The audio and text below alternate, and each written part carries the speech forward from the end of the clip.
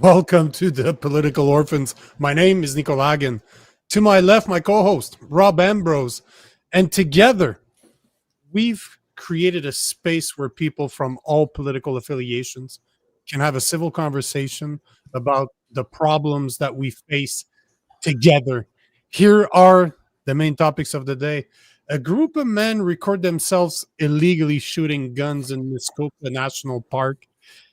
Get the hell out is what Pierre Poilievre said to non-Canadian criminals.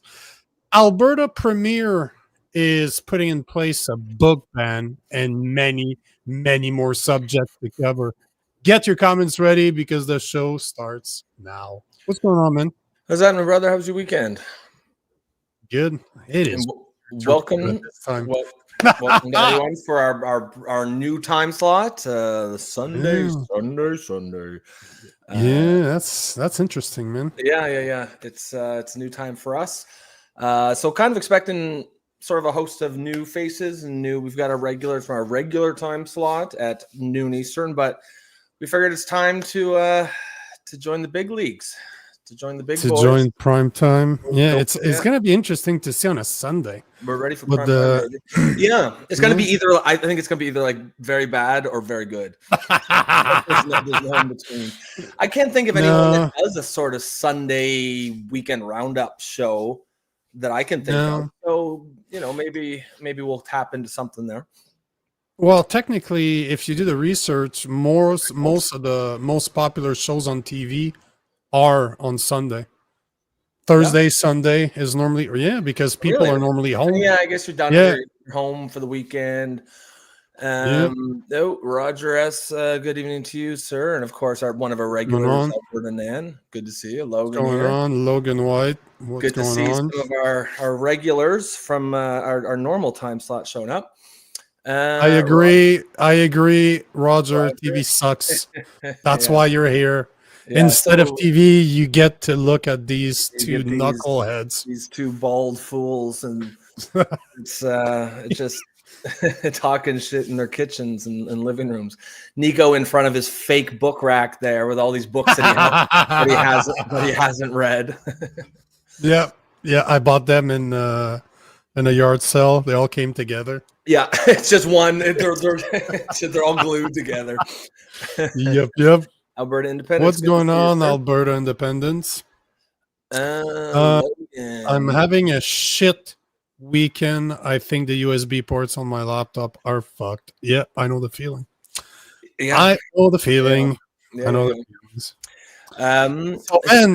It's definitely weird to be at this time, man. It is. Yeah, it is weird. If you're tuning in and you're not don't know too much what the show is about, we should probably introduce it.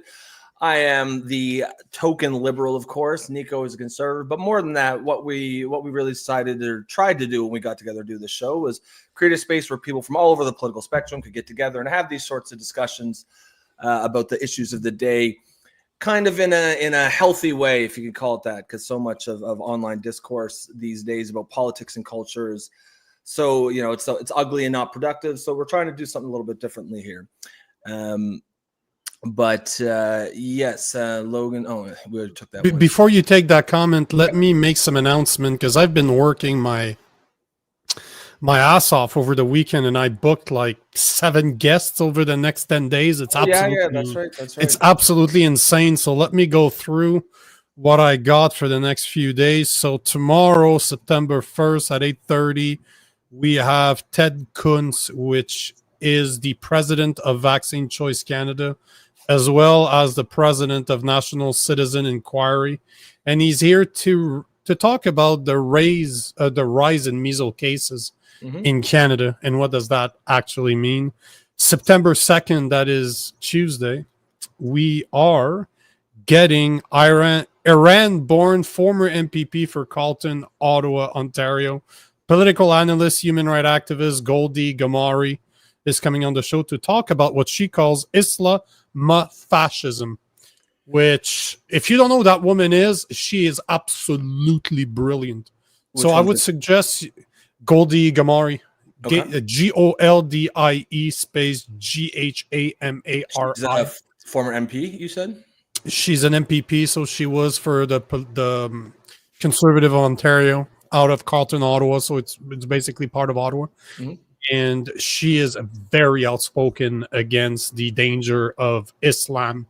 So she will be on the show to talk about it. Like, there's a great video that she has on her X, which is she gave that to Ontario Parliament. She good looking girl, extremely well spoken. She's a lawyer and a political analyst. So she is she's the type of people that is exactly perfect to talk about this. The left does not like her. Let's just say that. So I assume that she is conservative. Yeah. But the thing is that she's a good-looking woman that comes from a country that's been destroyed by Islam, and her parents are immigrants. She's Iranian. Brought her here. Yeah, she was born there, and then her parents have basically told her to embrace Canada. So it's great. Like, you'll see, like, you're gonna absolutely love her. I just saw a video. I was doing some research for something about this, and then she popped up. I'm like, man, I gotta contact that girl. Contacted her on Next. Don't know her. She responded right away. So, oh yeah, nice.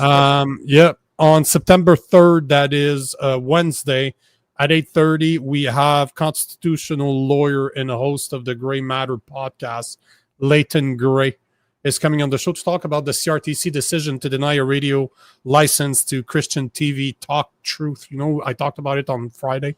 I recorded with him on Friday for the first time. He's one of the most known constitutional lawyers in Canada. The guy is smart. Step up your game, bro. I'm just gonna tell you, the guy is very, very well spoken. Well, shit, I better on Thursday. Yeah, oh no, you have to. Yeah, on Thursday, September 4th at 8:15, we're talking to John Carpe, president of the Justice Center for Constitutional Freedom. He's going to come on the show to speak about a new article, a new report. Actually, they are just about to publish. They should publish it on Wednesday. They call it excessive death. It's basically, they've noticed that there's a big amount of death in Canada that are not accounted for. I haven't seen the reports yet, but because we've recorded so much content with them, I'm kind of part of the cool crew now. They send me, if they know that something's going to be breaking, they just contact me. They're like, do you want to have John? So obviously, on September... Yeah, of course. We've had him like 4 times. We'll continue having him, right? Yeah. He's on September 8th, which is Monday, not this Monday, but a coming Monday, we got one of my bros. Man, I've known this guy for, 15 years, 20 years. We have on September 8th at 9 p.m., former JTF2 assaulter and the owner of Direct Action, Randy Turner. He basically trains law enforcement and military in hand-to-hand combat and firearm. He will come on the show to talk about Mark Carney's commitment of putting troops on the ground in Ukraine and Latvia and other countries in Europe and what it means for Canada. Then on September 9th at 8:30, this is a very interesting guest. I did not do that research. His team contacted me. We have somebody by the name of Adam Swart. He's the founder of Crowds on Demand and the original architect of Paid Protest. Oh, yeah. You told me about that. That's fascinating. I love. So apparently, this guy, he runs a company that pays people to protest. Right? Is that the gist of it? So protest organizers are going to contact him. They're like, we want to have, let's say, that hundreds of people that don't like Trump to show up in this town. How much do you charge per hour? He finds the people. Taking notes. Okay, gotcha. So from the river, yes, to the sea.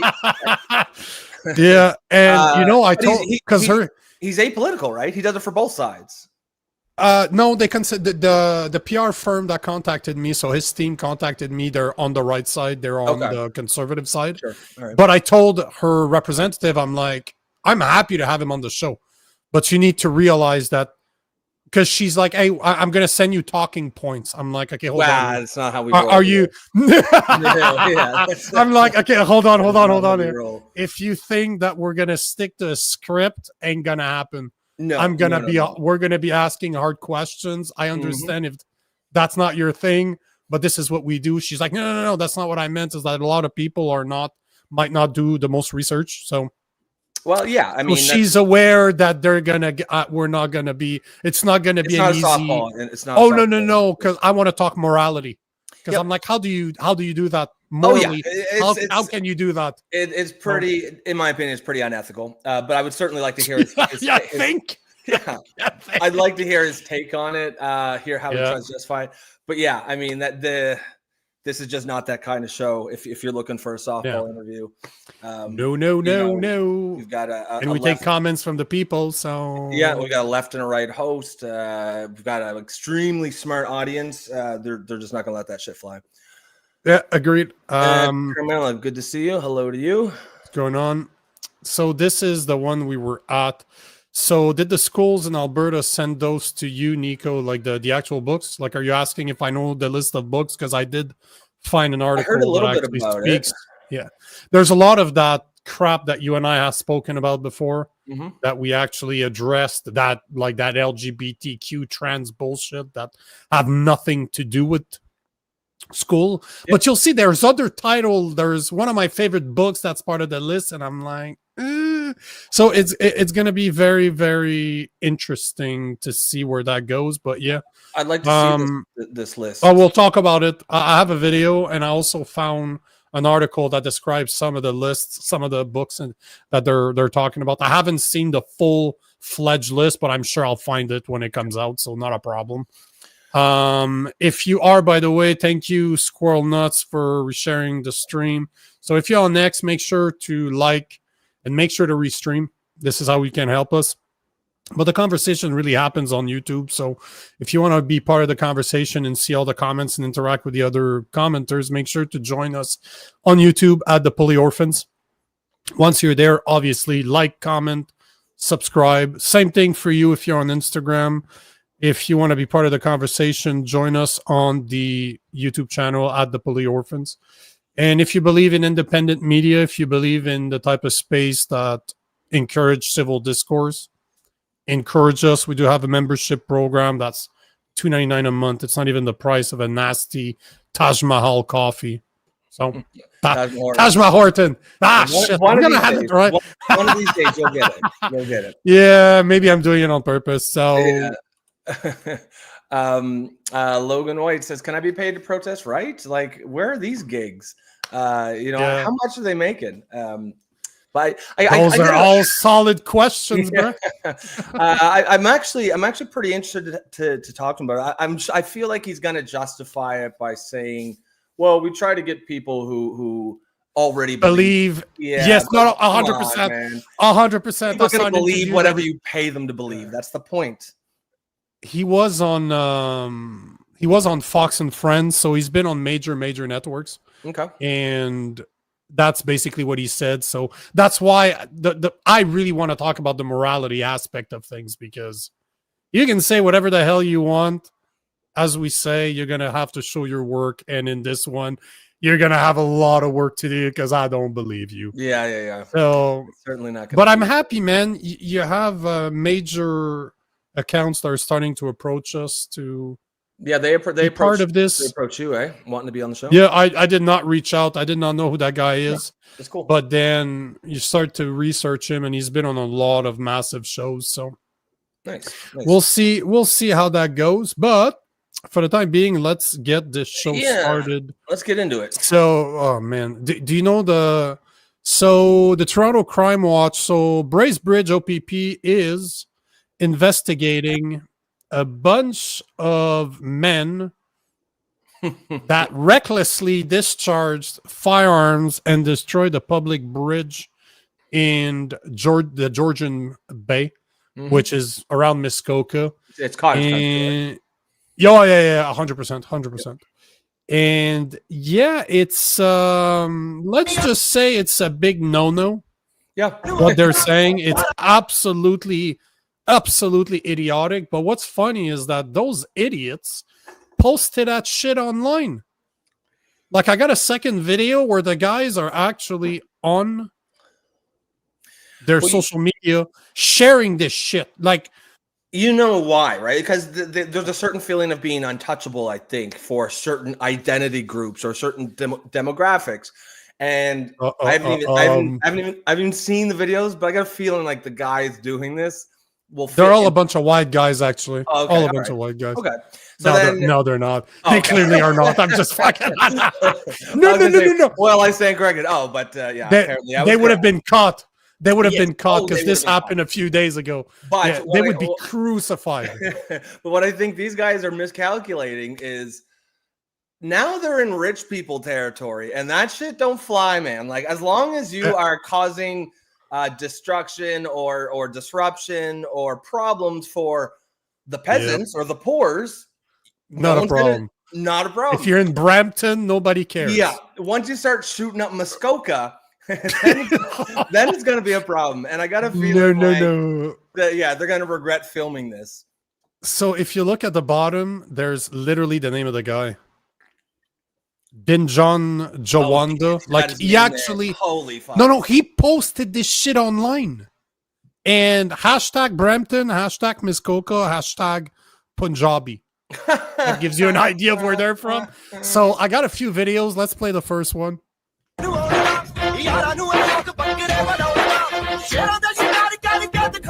Showing their license plate. Because they don't care, right? Just look at them. They know they assume there will be no accountability. Look. Oh shit, I stopped it at the perfect time. Look at this. Like, he actually posted on his own name, his own picture. This is obviously Facebook. Yep. But like, look how ridiculous they are. Like, I'm just gonna cut the sound here because there's no point having it. But look at this. The guy comes out of the car. What are you doing? The other idiots is already shooting. Like, look at this. His gun is still aiming at the floor. His finger's already on the trigger. Like, jeez. That guy has no trigger control whatsoever. For all you know, he's going to shoot his buddy. There's other videos. The guy cannot handle the recoil, and he's shooting up. His little body is... but man, you just look at this. Like, look at this. Look at this. Oh, like, this is dumb. Oh, but hold on. Like, look at this one. What the... What? I'm just gonna cut the sound because there's no the music just oh man, the music gets on my nerves. But let me just, there you go. Okay, so let me play this. So look at I swear to you, they have an AK-47 variant that is not even legal in Canada. So not only are they doing really dumb shit, illegal dumb shit, they have illegal guns that are not even allowed. Like, I'll show it to you. He's right there. Right, there's no way that's allowed. There's no way that's legal in Canada. All the other ones, they're all shotguns. You see an SKS, you see hunting rifles, no big deal. Like, as per the type of gun, I mean. But this, no. My buddy has one of them because he was grandfathered from 20, 30 years ago. But look at this. That's the one. Like, look at the lot of muzzle Get out of town. Brother, maybe in Calisthans that'll fly.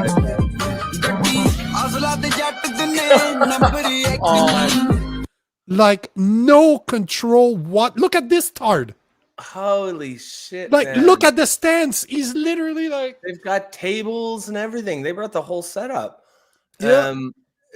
But like, holy hell, man, these guys are gonna learn. Like, yeah, affluent white liberals generally are the people. See what I mean? Look at this. So he shoots. He discharges the first shell of shotgun. Look at the second. His gun is still at an angle, and he's already shooting because he has no control over the muzzle. They're just shooting. Look at that. Look at this. Pow. Yep. Over water into the woods. They have no idea what. Look at this. Pow. His gun wasn't even back, and he's already shooting. I'm pretty sure I've seen a video of someone in their backyard showing some damage from this. Yeah, but now we're talking hunting rifle. So for all you know, that's like a 308, 30-06. This is something that can carry kilometers over kilometers. And those, like, it's one thing if they have shotguns, unless you have you actually have a slug in there, like, a slug, you'll carry it 100 yards. But if you have birdshot with which those idiots probably have bird shots. Yeah, it doesn't have a lot of reach, so I'm not too worried about those ones. But this is dangerous. We're talking at that angle, kilometers upon kilometers upon kilometers. Yep, absolutely insane. But the guys are just shooting this shit like it's absolutely nothing. Look at those idiots. And you know that those guns, not only that, but they're not even clearing the guns. No. The mag is still in. For all you know, there's bullets in the chamber. And if you notice, as soon as they grab the gun, where's their hand? Right on the fucking trigger like assholes. So you know that those guys, every time I look at the video, I'm like, how did he not shoot himself? Yeah, there's no training here at all. No. So Logan White says the police are asking the public for help, yet the plate is clearly visible. Are they actually asking the public for help? Come on, man. Yes. Come on. That's where the video's from. Like look at this. Look at this. Wild. He is just shooting into the lake, shooting into the forest. Like, look at this. Driving so basically he has an AR-15 right now. You can't even take them out of your safe. So he's see the post I'm using was done on purpose.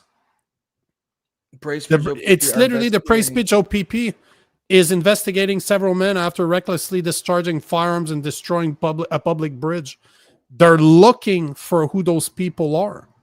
Yet they're very the license plate was right there. So not only was the license plate there, but he posted it. He posted it under his name. Like, come on, guys. If you don't want, it's Sylvie says, too bad there wasn't a white guy included in that gang of fools. Police would have located them immediately based on loan. Well, that's basically what I said earlier. Look at this. Yeah, so this is another video, but same thing. This is all part of the same video. Like, that's wild.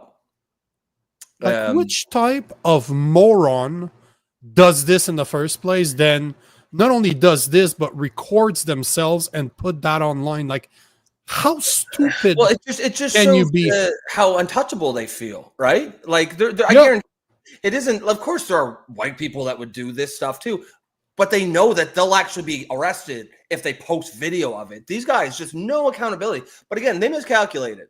Like white affluent liberals are the people who are, for the most part, supporting this open borders immigration. But that's under the assumption you keep the shit away from them.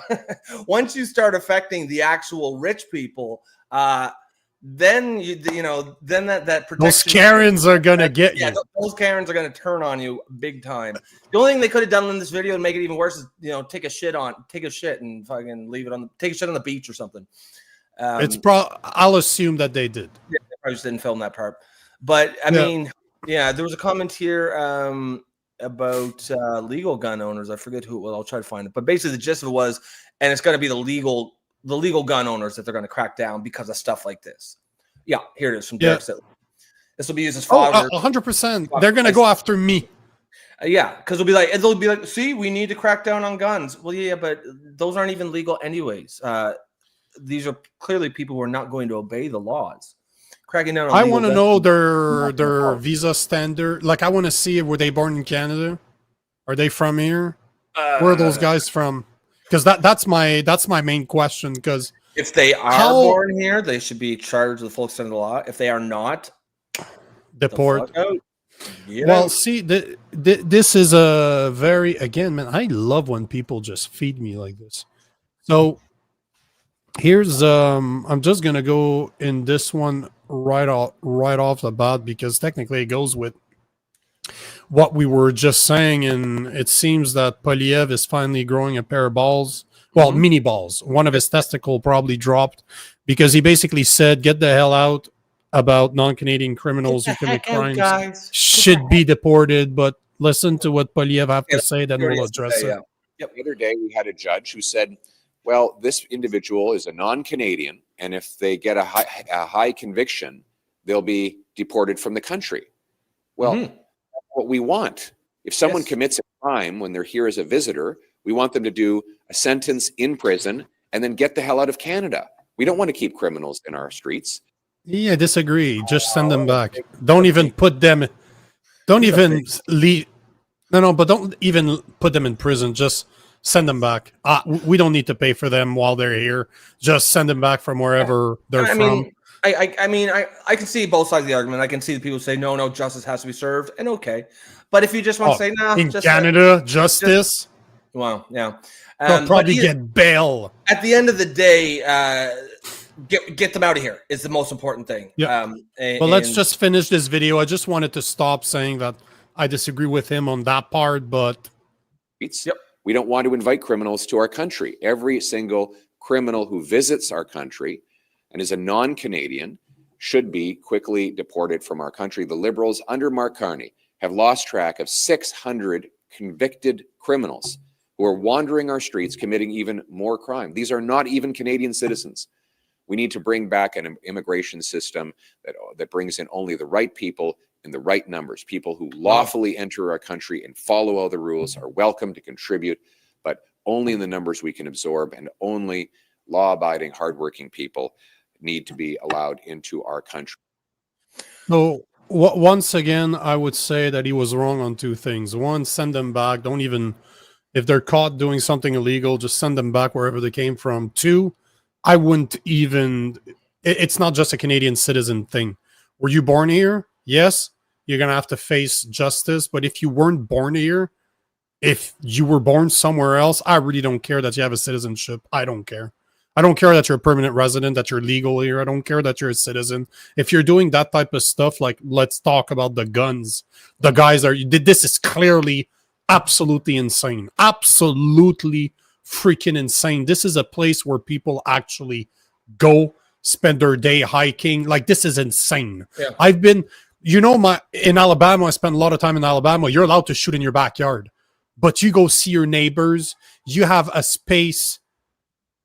Feel out for this. You have a back. You have a back, like a backfield in case something happens. You know that your bullet are getting caught somewhere. You're not just, hey, I'm in Alabama. I'm just going to start. No. There's people that live there. So you talk to your neighbors just to make sure they know that you're going to shoot in your backyard. You have a backdrop. You know what you're doing. You have something to aim at. Plus, we're all trained. You don't see a bunch of morons that's never handled a gun before. But I really want to know how they got those guns.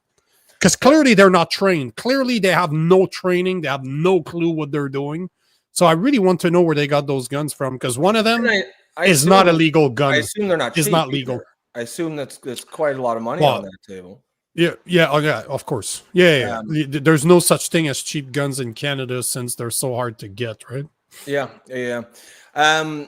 We'll take a couple of these comments here. Some of them, because both those. Man. Both those. That's why. Yeah. Oh, yeah. They fit it together very nicely. Kind of the same. So Lil Mo says, I believe this is your first time commenting. Welcome. Hopefully you stick around, sir. He says, why is there a table? Guns all lined up. Something's off with that video. I don't think anything's off with the video per se. I just think it's what you're seeing is people who feel untouchable, who know that nothing's going to happen to them. And we did that all the time, like tables like this. I've shot, like in Arizona, for example, you can go shoot in the desert. There's places that are dedicated for that. You set up a table. Same thing in Canada. There's a few places that are outdoors where the shooting range is. Yeah, sure. Oh yeah. But the only problem is that what they did wrong, if you just look at the table itself, is that your gun's loaded or not. Always assume that your gun is loaded, and it should always be facing downrange. Wherever you're shooting, you're going to end up in whatever direction you're shooting in. That muzzle cannot point anywhere else. If you turn your body, you keep the gun. If you have a handgun, that's downrange. You control your gun just like you're driving a steering wheel, right? Also, when you're done shooting, you take out the mag, clear it, right? There shouldn't be guns with magazines that have just been fired sitting on a table like that. Mags out. The slide needs to be open so that you can clearly see that there's nothing in the chamber. So there's clearly no training going on. But even just the brazenness, that's not a type of range. That's not even somewhere in the woods. That's literally on a road. They stopped on a road, on a bridge. So obviously everyone. That's the only way you can go down that way. So to me, it's just utter lack of any sense of accountability. They know that there's going to be no consequences. So I would like to see consequences. I'd like to see them proven wrong here, but I'm not holding out hope. Alberta Nan was switching to the conversation of should we be deporting criminals or I agree. jailing them and then deporting them? Yeah, I mean that's it's hard to argue at that point. Why take the cost of putting them in prison? I wouldn't, like I said before, I definitely wouldn't. I'd just send them back. Don't waste the money. Yeah. I certainly can get on board with that. Logan White says non-citizens shouldn't even be permitted to get a gun license until they become a citizen. Oh, obviously, but I doubt that the way they were handling it, that those guys were legal gun owners. No.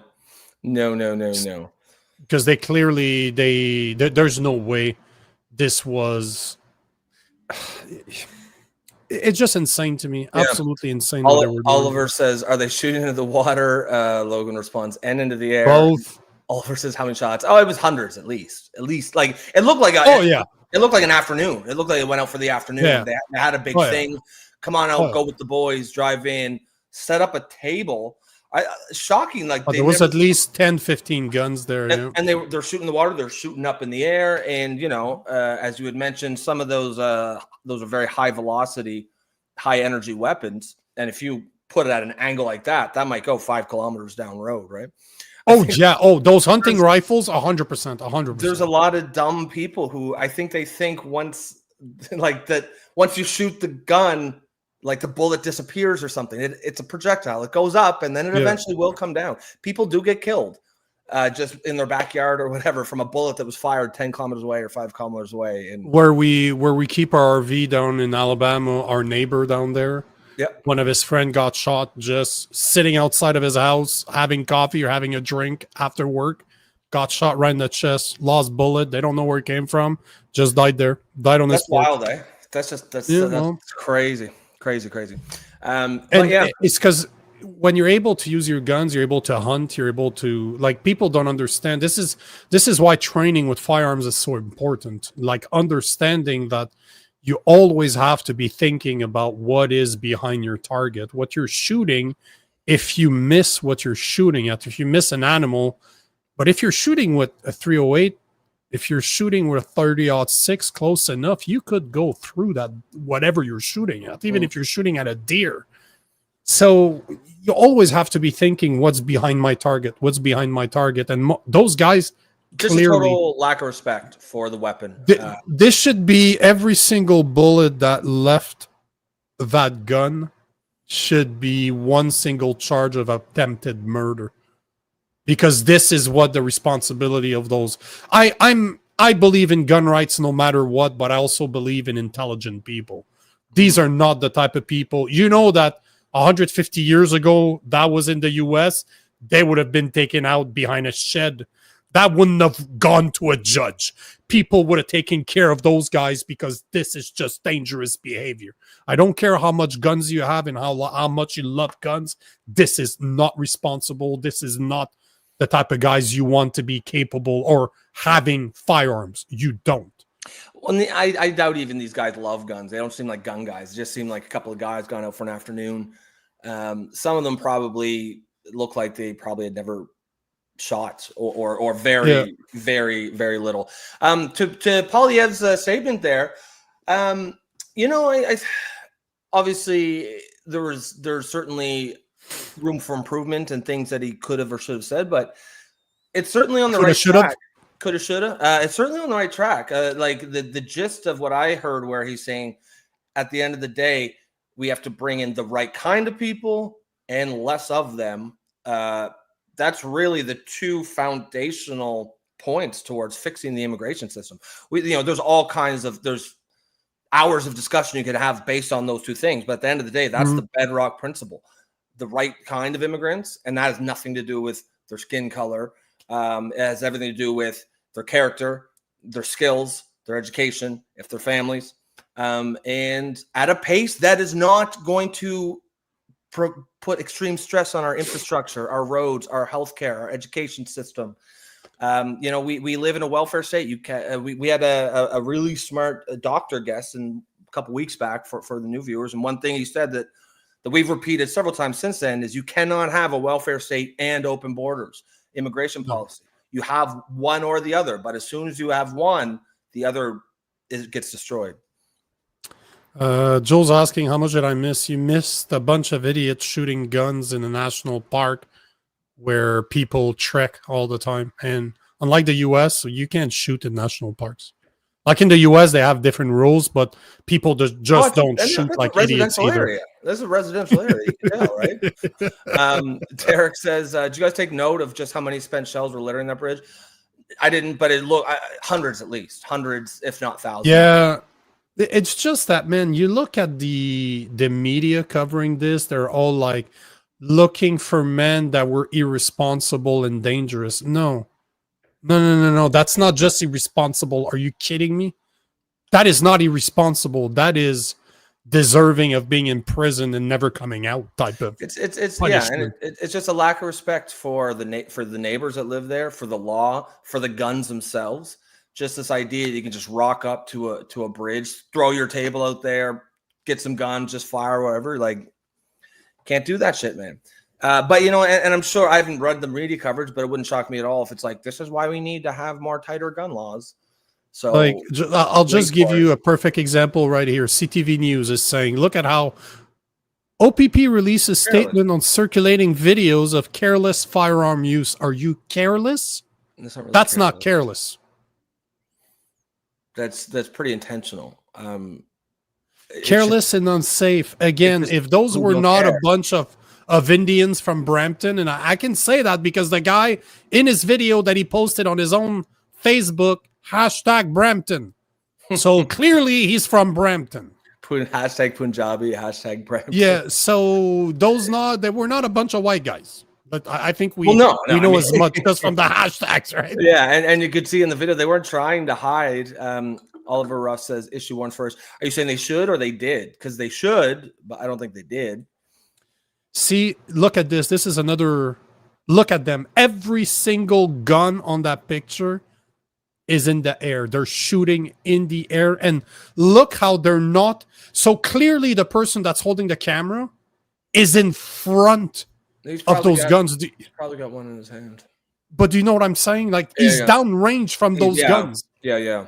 That idiot, that fatty in the back there is literally in front of the guns.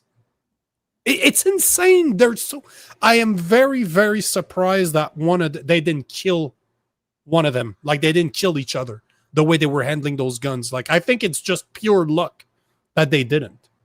But again, they're just saying, like, just the way they're describing, you know, that if it was me that was doing this, they would have caught me a long time ago. I'd be on every single page of the front page of the news everywhere. But not this time. I wonder why. Well, I mean, they can't say that they don't have enough evidence. Like, they literally filmed it. They tweeted it using their real names, and you saw the license plate on their car. So, yep. Guys, if you can't make arrests on that, then I mean, I don't know what to tell you, but you probably try to find a new line of work, I think. Yeah, sure. Yeah, sure. I'm just trying to see what the consequences are, because they're going to be accused of using a firearm carelessly, property damage, mischief, unauthorized possession or discharge of a firearm. Is there a warrant out for the arrest just yet? Not that we know of. I haven't found any information more than what I showed. But they're talking about significant jail time, up to 10 years for indictable offenses like careless or unauthorized possession. So they're looking at multiple cases of 10 years. Now, are they going to get that? No, of course not. I very, very doubt so. Of course not. And I'm sure that the judge will say something like, well, we don't want to affect their immigration status. Oh, so we're just going to give them a slap on the wrist. I like, though, that Poilievre actually called that out, like, as he did. You know, both are not related, right? The two videos are not technically related. No. Like, that was not in response to the other. No. Because I guarantee you that just happened a few days ago. It hasn't been ran in front of enough focus group for him to address it yet. Like he's going to need more time to make sure it's okay. Yeah, of course. I think the case he was talking about was the one that we covered. The guy who tried to pick up thought he was picking up a 15-year-old prostitute. Yes, 100%. That's what it made it sound. That's what I was thinking. But then he should have said that. He shouldn't just say criminal. He should have said pedophile. Again, remember who you're talking about. Yeah, that's right. Lomo says, why would they be taking video of the car and the license plate specifically? Can't help being, but that's the point. Is they feel they're untouchable. Yeah. Me and you know that me or you or Nico would have been hunted down. We'd have SWAT team or certainly detectives knocking on the door within 3 hours of that being posted. But these guys now the local police need help. They don't have any leads. They don't have any leads outside of the actual license plate. Like. Yeah. Listen, we can't run it through the system just because it's too late. It's past 8 p.m. and we don't know. Alberta answers the only reason Pierre called it out is because it's trending. Yeah, I mean, they ran it through enough focus groups. They said, okay, it's safe to talk about this now. Mm-hmm. Shall we move to the next one? Yep. Because this is the book ban that we were talking about that's going on in Alberta. So we've talked about this before, like they were addressing it, saying like Daniel Smith had said in the past that she wants to take a bunch of those books off the curriculum. So here's a video where she addresses it, but she doesn't really talk about the books. Then I have an article from the Epoch Times that actually name some of the books, and one of them I completely disagree with, but let's listen to what she has to say. Hi, Premier. Mark Villani with CTV Calgary. You've pretty much answered my question. I had a similar question to the book ban. I just wanted to ask about some of those other classic texts. And it's not a book ban. Pardon me, sorry? It's not a book ban. I just wanted to ask about this list here. One of the books on the list was Ayn Rand's Atlas Shrugged.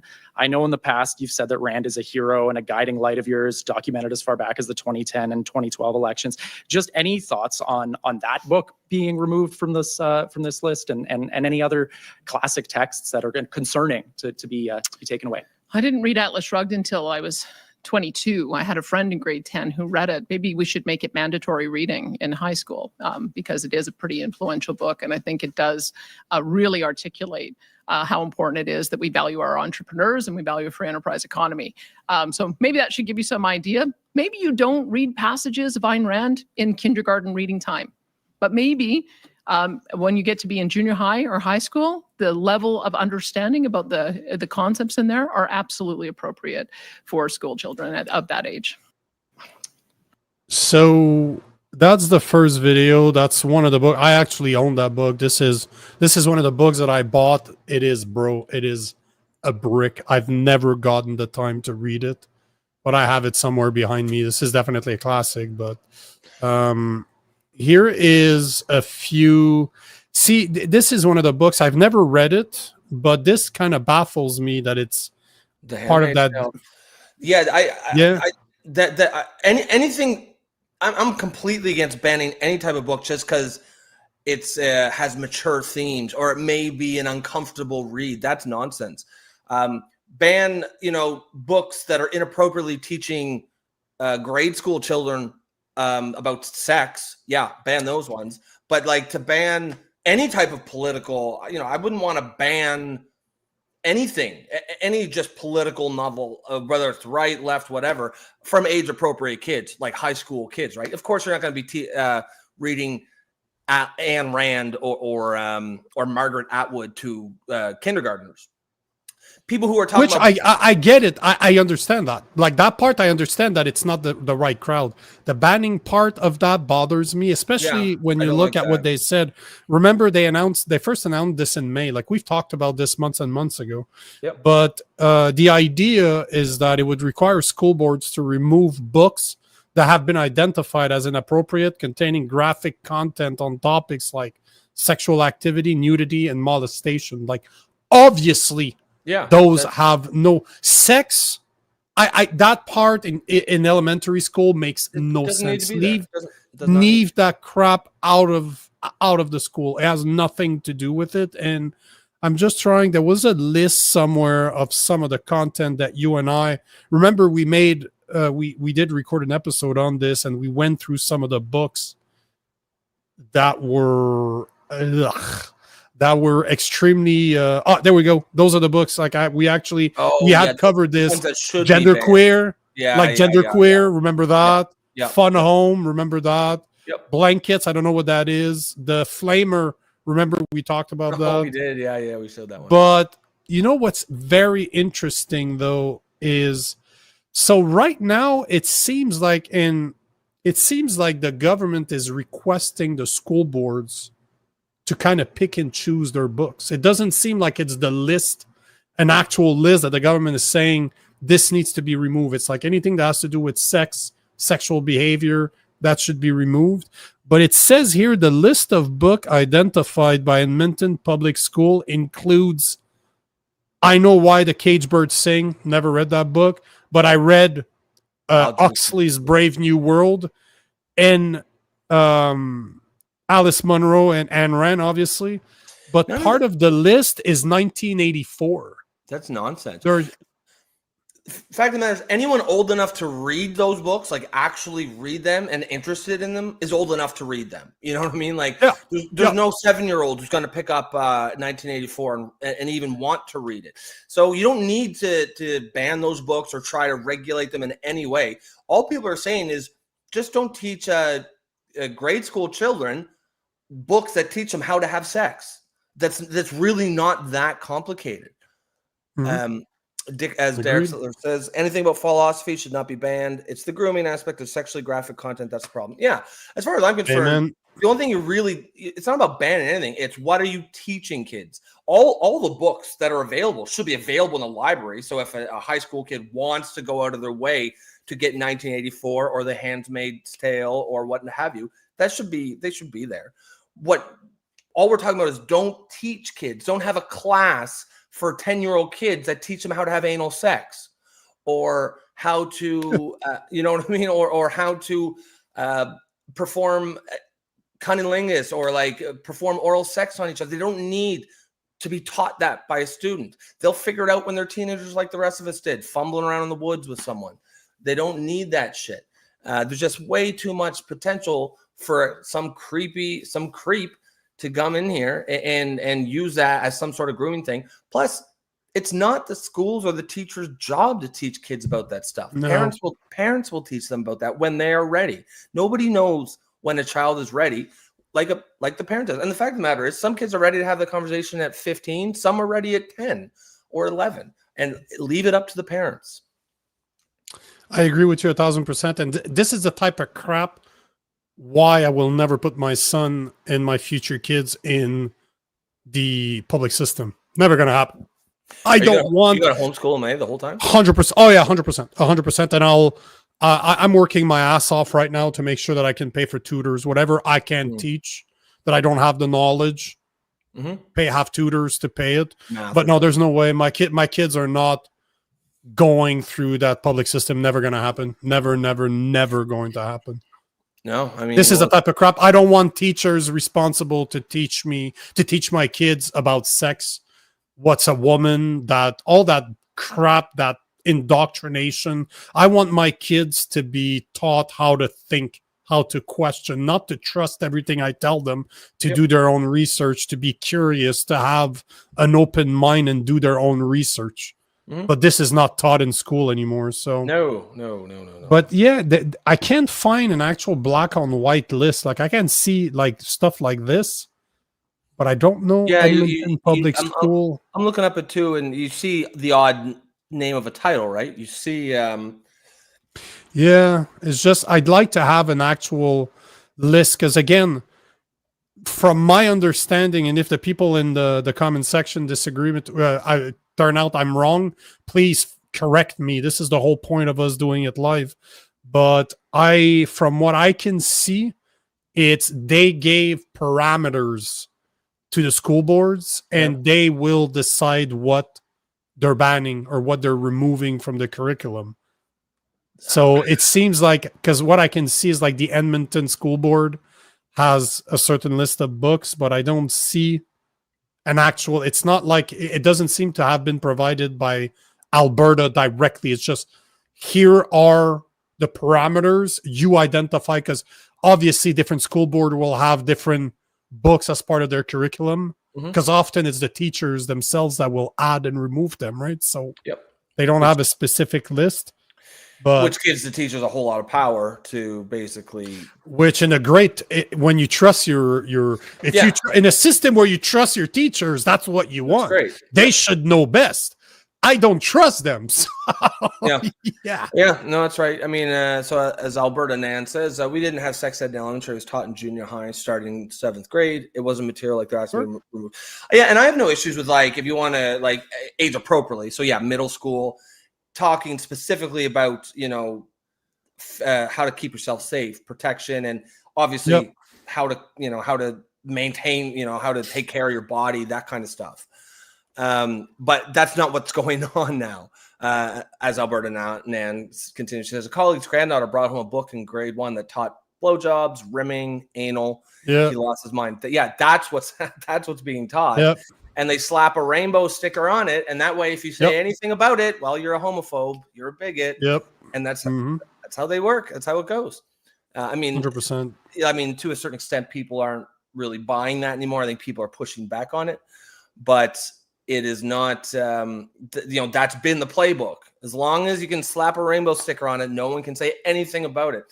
You got Pride Parade now, where you've got literally which is just degenerated into vast majority of it just men in fetish gear. Predators. Yeah, predators, men in fetish gear walking through the streets, parading their fetish on display. And if you say, I don't know if that naked man should be waving his cock around downtown Toronto on a Sunday afternoon, well, you're a bigot, you're a homophobe, and that's how they've shut it down over the past couple of years. But people are waking up, people are pushing back. There's a bunch of, you want to take some more? Yeah, we'll take a few of those comments. Let me see here. Alberta Anand says the school boards are given the ability to decide what books are removed. Yeah.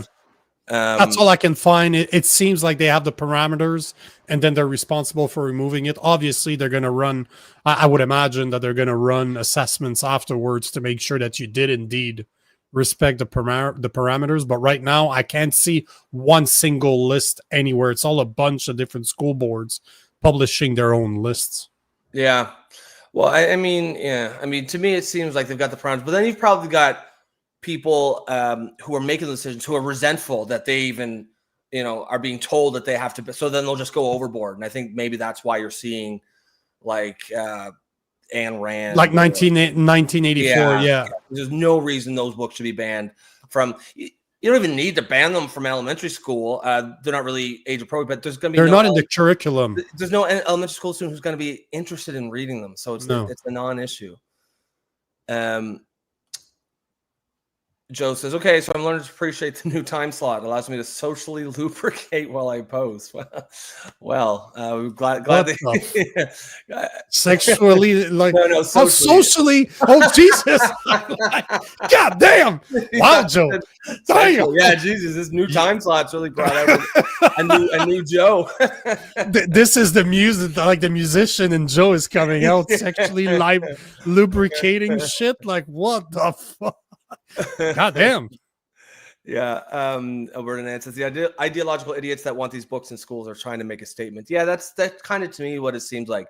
They're trying to be like, oh, okay, so we have to ban books. Okay, well, we'll show you book bans, and then going overboard. Yeah. What's next? Burning them? Yeah. Yeah. Trevor Benson, if they are teaching these things, it's not at school. Yeah, that's correct. Indoctrination center. Yep. Our owners have found the perfect way to turn the public education into an evil thing. Yeah, I mean, it's good. It's a good comment. Trevor says, homeschool your child. These people are evil. I mean, that certainly is becoming hard to disagree with it. Yeah. And just the idea of homeschool is certainly becoming, it used to be a very niche thing, and now it's becoming more and more popular, I think. Which means You know what's they're interesting going to is try to that shut it down or make it illegal soon. I've as we're traveled all over the US from different state where we stayed, we met some families either through church or people that are not religious at all. Just it seems that it's all type of different people now that are trying to homeschool their children. And you know what I've noticed from every single family that did homeschool their children, and I've probably met 5 to 10 families that I interacted with that were friends now. Mm-hmm.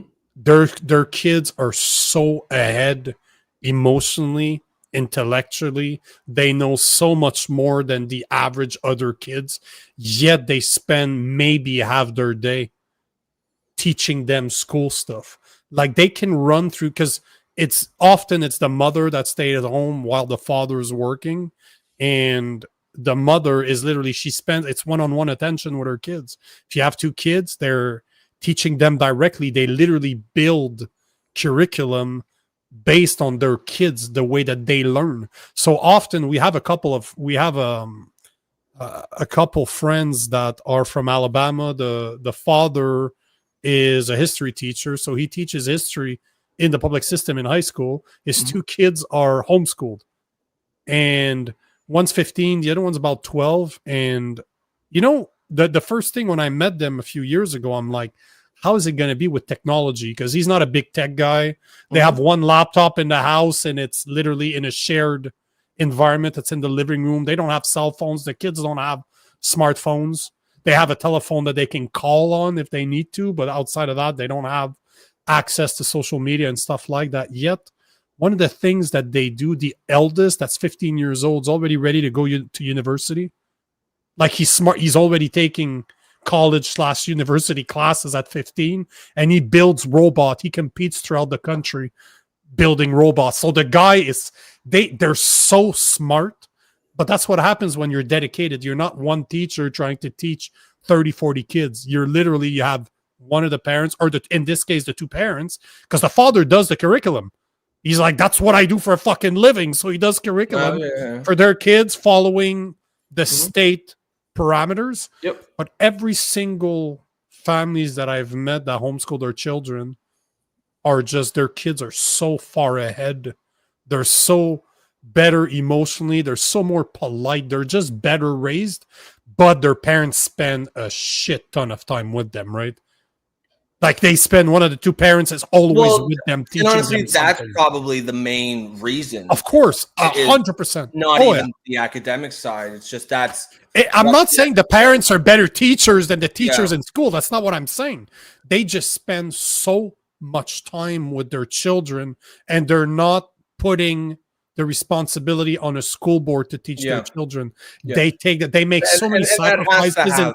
So many, but they make financial decisions in order to be able to do that. They have smaller houses. They don't have 3 cars. They have less, but they spend so much more time with their children. So to me, that's a no-brainer. That's exactly what we're going to do too. So. No, it's a good point. Mr. Doc, that's a really good point. He says homeschooling will become much more feasible once AI teachers become a thing, 2 to 3 years tops.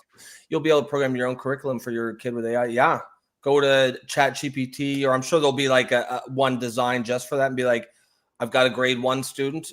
Give me a math curriculum. Give me a writing curriculum. Oh, it's even easier than that, because unfortunately, let's say that I'm in Montreal, I still have to be I still need to follow the curriculum of the area where I am at. So I could literally say, because I use AI all the time, right? I could literally take the link of the school and say, I use Grok. Go to Grok to say, hey, my kid is 10 years old. I'm going to be homeschooling him. I want to spend 4 hours a day teaching him. Here's the curriculum. Devise me a plan. Devise me a teaching plan. So the curriculum are already done. It's just a matter of splitting it out, passing the exams. That's all it is. Right? Oh, yeah. That's a good point. You know what? One idea I've heard before, and it makes a lot of sense, is, I mean, what do we what does the government pay per student? I think it's like $15,000 or $20,000 a year per student, roughly Sure. on average, right? Let's just say Sure. it's that. So what if you Yeah. had a system where every kid, the parent basically gets a voucher, and then you can shop that Yeah. around to wherever. Yeah. So you could, I mean, if let's say it's $20,000, you could have, let's say, a local woman or man who was a retired teacher or whatever, take in 10 kids. That's $200,000 right there. And that's like you could have hundreds or thousands of mini schools everywhere, and that way you can just shop. You could be like, okay, I like this teacher, I know her, and I'm going to put my kid there. And maybe she takes 10 kids in kindergarten and has the same kids all the way through. I mean, there's so many potential. And that's probably I've heard of that before. So there has to be a way, because the way to see it is our education system is already overloaded. So imagine being able to remove some of those kids and put them somewhere else. So you're not costing the system more, because that's your tax money. That's your municipal taxes that go towards the education. So you get to use it where you feel is better. Obviously, people are going to get accredited by the government, which accredited for sure. Yep. But I love it. I love the homeschool thing. I like that idea. Mr. Doctor says spending money on university tuition now is the biggest waste of money. All those degrees will be obsolete. People are in for a rude awakening. Unless you're a doctor, unless you go doctor, unless you go or a trade or something, but even the trade, man. If I was the young 20, 21-year-old and I did a degree in like computer engineering or computer software, and I'm $75,000 in debt, I'd be very, very nervous right now. There's a lot of jobs that's even a young lawyer, are going to get decimated by AI. I know, trial lawyers are only like 5% of all lawyers. The other 95% are just paper pushers, and that's something that AI can do very, very well. Because most of the time you're just going to need to have a lawyer review what's being done to make sure, because AI makes a bunch of mistakes. You can't trust what AI tells you. You need to know your stuff. That's how I use AI. Once I've already done my research to kind of confirm everything that I got to make sure that it makes sense.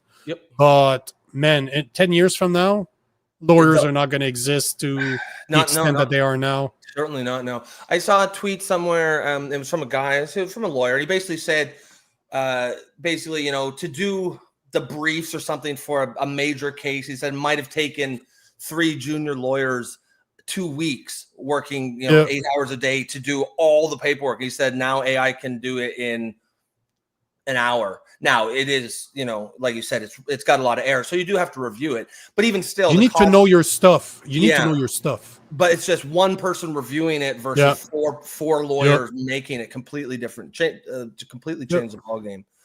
The thing that it helps so much with, and that's how I use it every day, is through my research to say, I remember seeing an article, a video about something. I remember seeing this video. Can you Grok? Because it's directly connected to a social media. So I can go and just say, hey, Grok, I remember seeing a video about this guy saying this was around this time frame. Can you find it for me? Enter. And he's like, here's the link. Instead of me spending 30 minutes trying to find it somewhere, I know what I'm looking for. So I'm just, for the research, if you're like, hey, this is the type of case that I have, can you find me a precedent on this? AI, and then you can confirm AI is such a great tool for research. It shows you where to look, right? So I think it's hugely increased productivity, but you do have to be aware of its limitations and what it can't do. Joe says the best trades are the oldest: builders, drivers, electricians, plumbers, surgeons, carpenters. Yes, anything you're doing with your hands, you're in pretty good shape, I think. The way to think about it is, imagine that the society collapses. Yes. Who's going to survive and who's going to be in demand? Those are the skills that you should have. Yeah, that's right. I put a lot of thought into that, bro. There's not a whole lot. There's not going to be a whole lot of demand for a computer engineer, brand consultants, or computer engineers, or I got my ex-girlfriend is a climate change engineer. She works in Toronto making. She's already worthless right now. She is. I haven't talked to her in like a year or two, but last I heard, she's doing really well, making a lot of money in Toronto as a climate change engineer. And I hope it continues. But I gotta feel like she's 28, got a lot of student debt, making great money, but she's exactly the kind of person that I would be very uncomfortable right now. Well, under Carney, she's fine.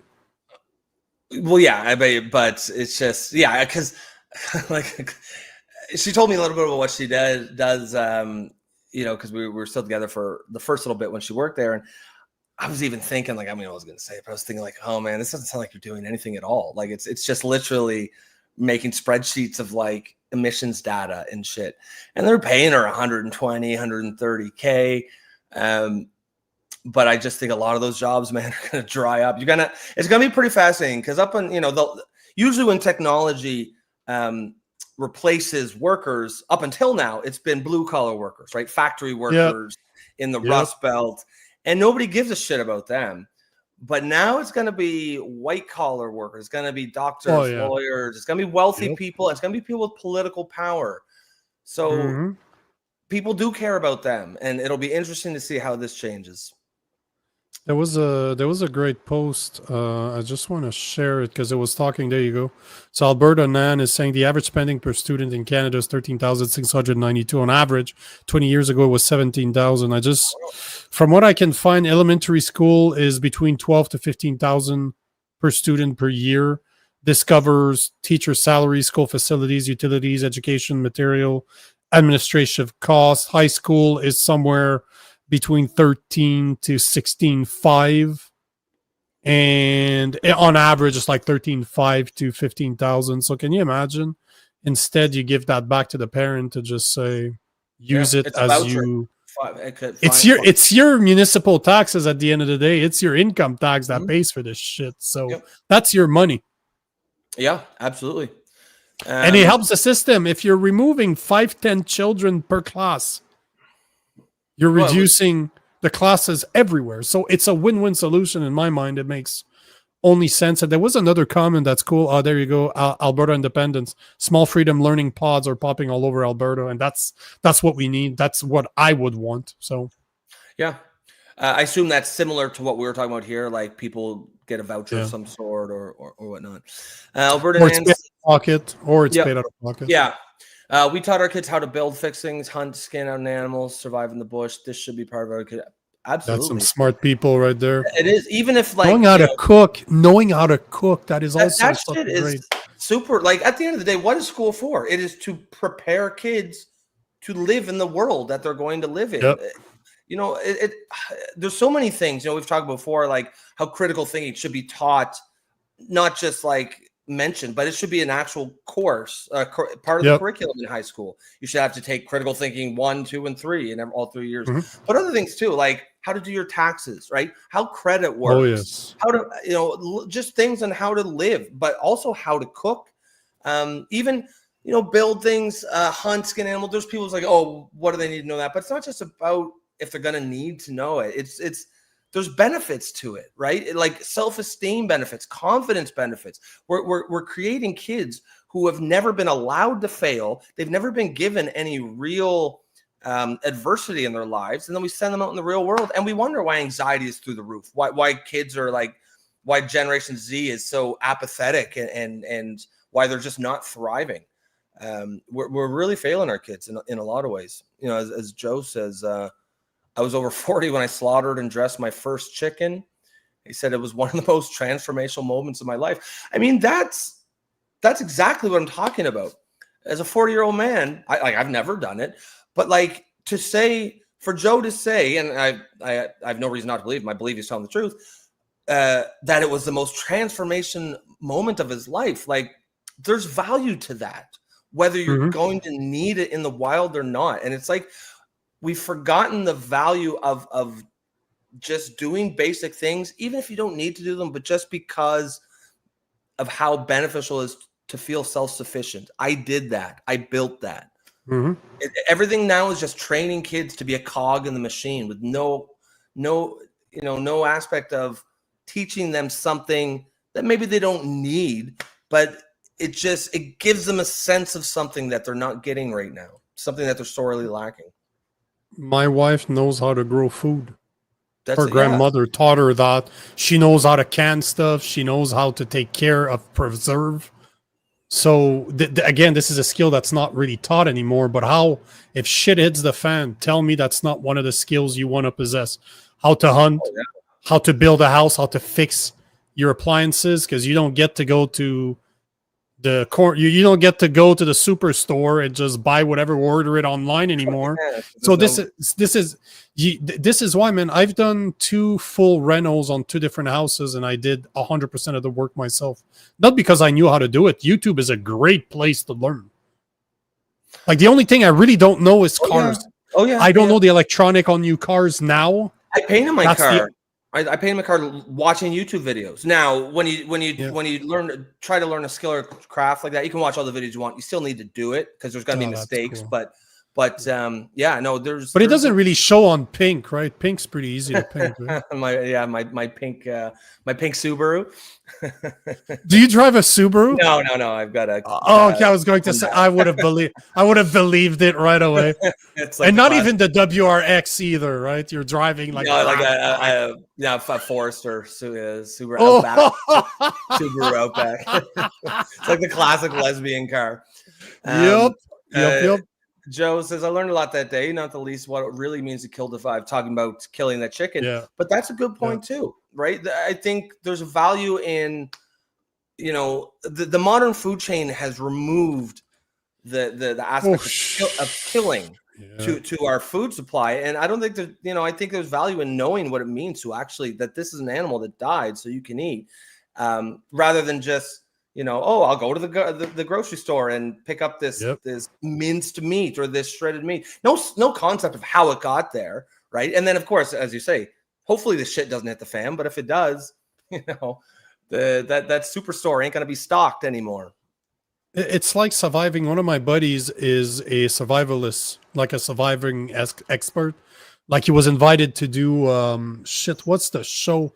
There's shows on TVs that they will drop you in like Alaska with a knife and a bit of water, and they're like, survive.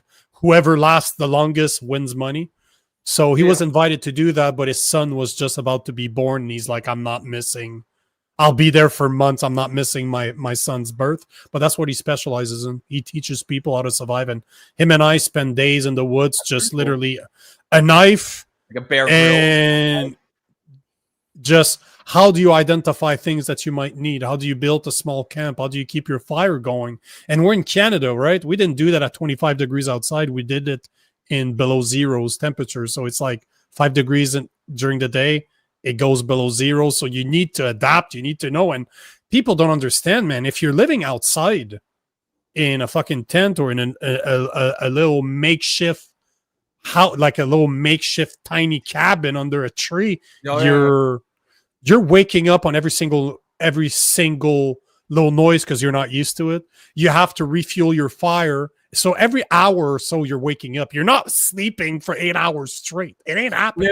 No. You're sleeping on the ground. Yeah. You're not sleeping. Well, okay, we'll put an alarm. Yeah, you don't need an alarm, bro. But you need to identify water. He's like, he teaches you to be around water and to say, okay, is it moving? Is it still water? Look for other animals. Don't drink from water unless you see other animals drink from it. Yeah, because they know. So he gives you tiny little tricks that will stay in your mind. So it's very important to know those things. That's why it is. And that's why I have a knife on me. I have a everyday knife that I carry with me every day. It's always clean. It's always sharp. It's a very expensive blade. I had it for years, but it's an everyday carry. But man, a knife, it's not a fighting knife. It's just if shit hits the fan. Yeah. Oh, I use it for everything. I'm always cutting stuff with it, right?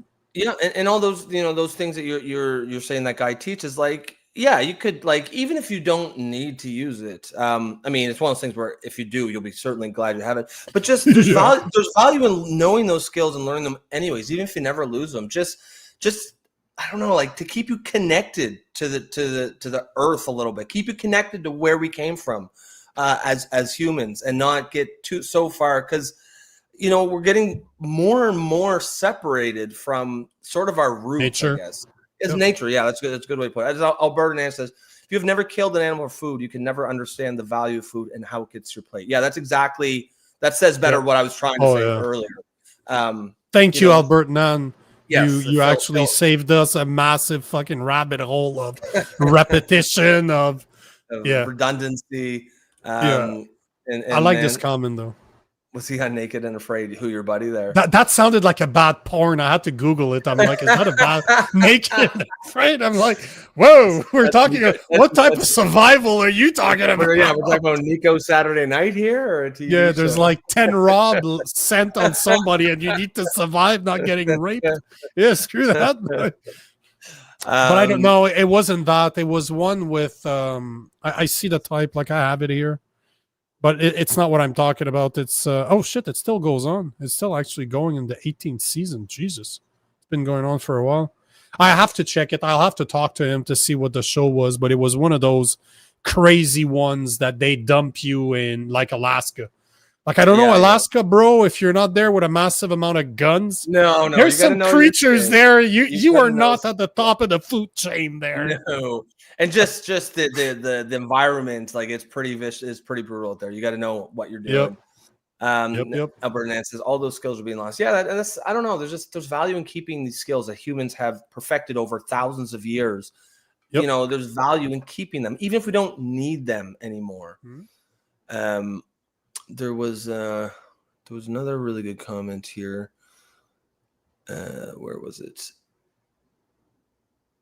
People rely on the Weather Network to tell them how to dress for the weather these days. Yeah, it's like we're just. I mean, she's right. Like, there's so many people just have no ability to take care of their head outside and check.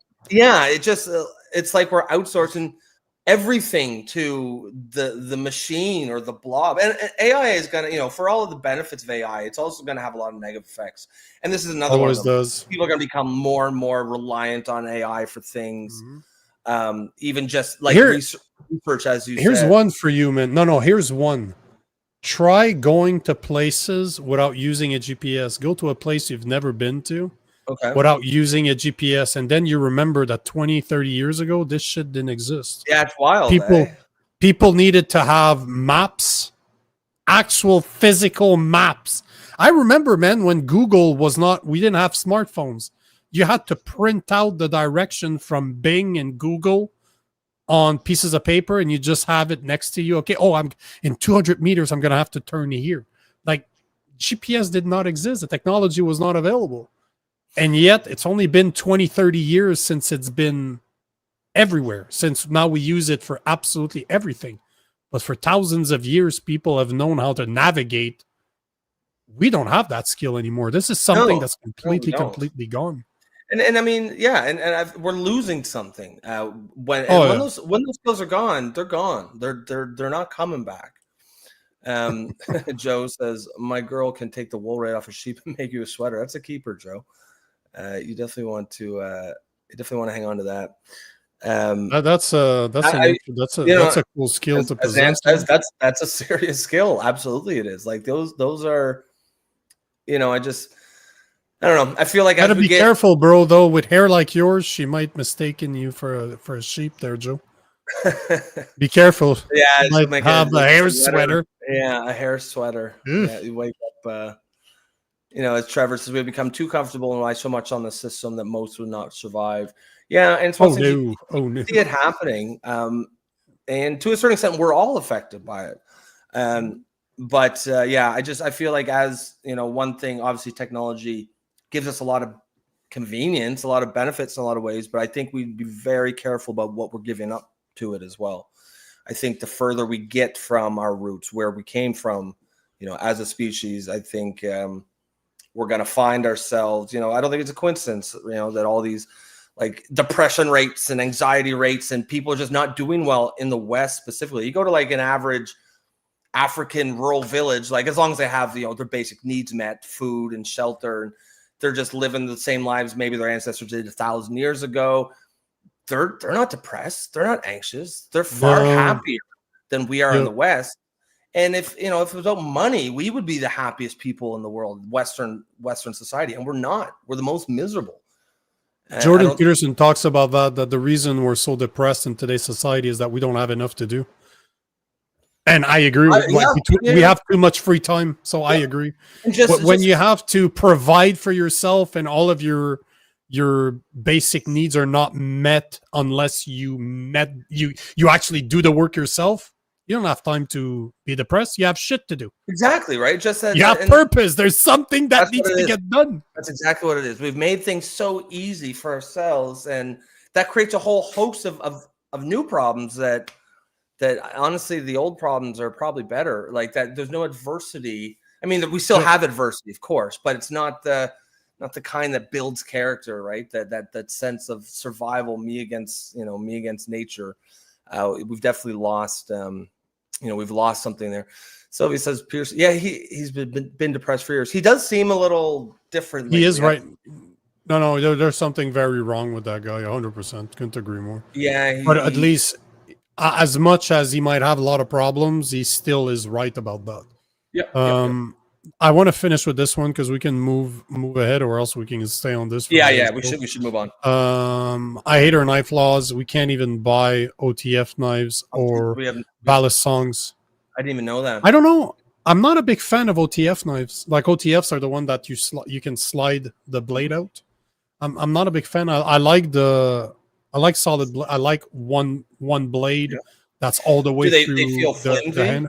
A little bit. It's one other piece that can break. I find the ones that come out they seem pretty sturdy. I have two types. I have the blades that are like a solid blade throughout with a handle. Like it's just they're more expensive, obviously, but my everyday carry is just one of them that you slide out, like you just flip open. Mm-hmm. It's so like if you buy quality, man, it's just like click. As it's coming out of my pocket, it's already open. Yeah. Because it's so easy. I practice a lot with it. But yeah. Can you go into the woods yet? Well, that's I think half the province in Nova Scotia they can. That's I wanted to talk about it. So before I go to the next subject. Is that one of the topics? Yep. I got everything done here. So since people are feeding me, Oliver is feeding me. So we'll just talk about that then. So here is I did find a video about what's going on in Nova Scotia. And there you go. There you go. I got a video from CBC News speaking about the Nova Scotia partially lifting wood bans for some counties. So here's a video. Last hour, we heard from Nova Scotia Premier Tim Houston. He says the woods ban in the province has been partially lifted in several counties while crews continue battling wildfires.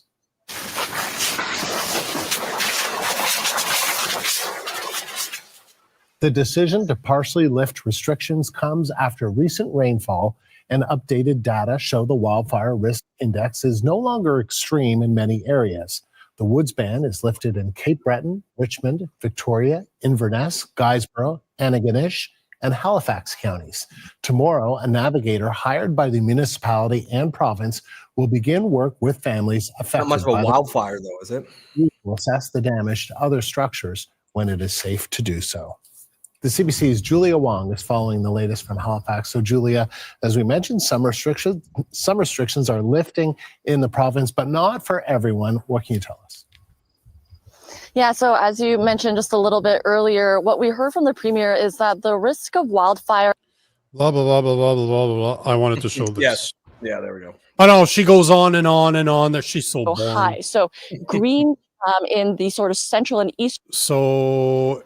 The green, obviously, you're capable of now going to the woods again, but the red. So the green is not the wood. Yeah, the green is the red is the wood. The red is wood. The woods. Yeah, exactly. So, so they're lifting it, but see, I really dislike that man. This guy, Tim Houston. Tim Houston? Oh, Tim Houston. No, that's a woman, I think. I didn't really know about him until this whole ban went into effect. I thought they, I don't know. I thought he played it so poorly. You know, even if, let's say, we all agreed the ban was a good thing, like we don't, but just for the sake of argument, he just, the politics of it were it was so bad. He showed no sympathy whatsoever, no empathy for people who either make their living in the woods or just that's their life. That's where they live. That's their lifestyle, is going in the woods. It was like, we're going to ban you from going in the woods. And then the people who are upset about it, he basically treated them like shit, treated them almost like criminals.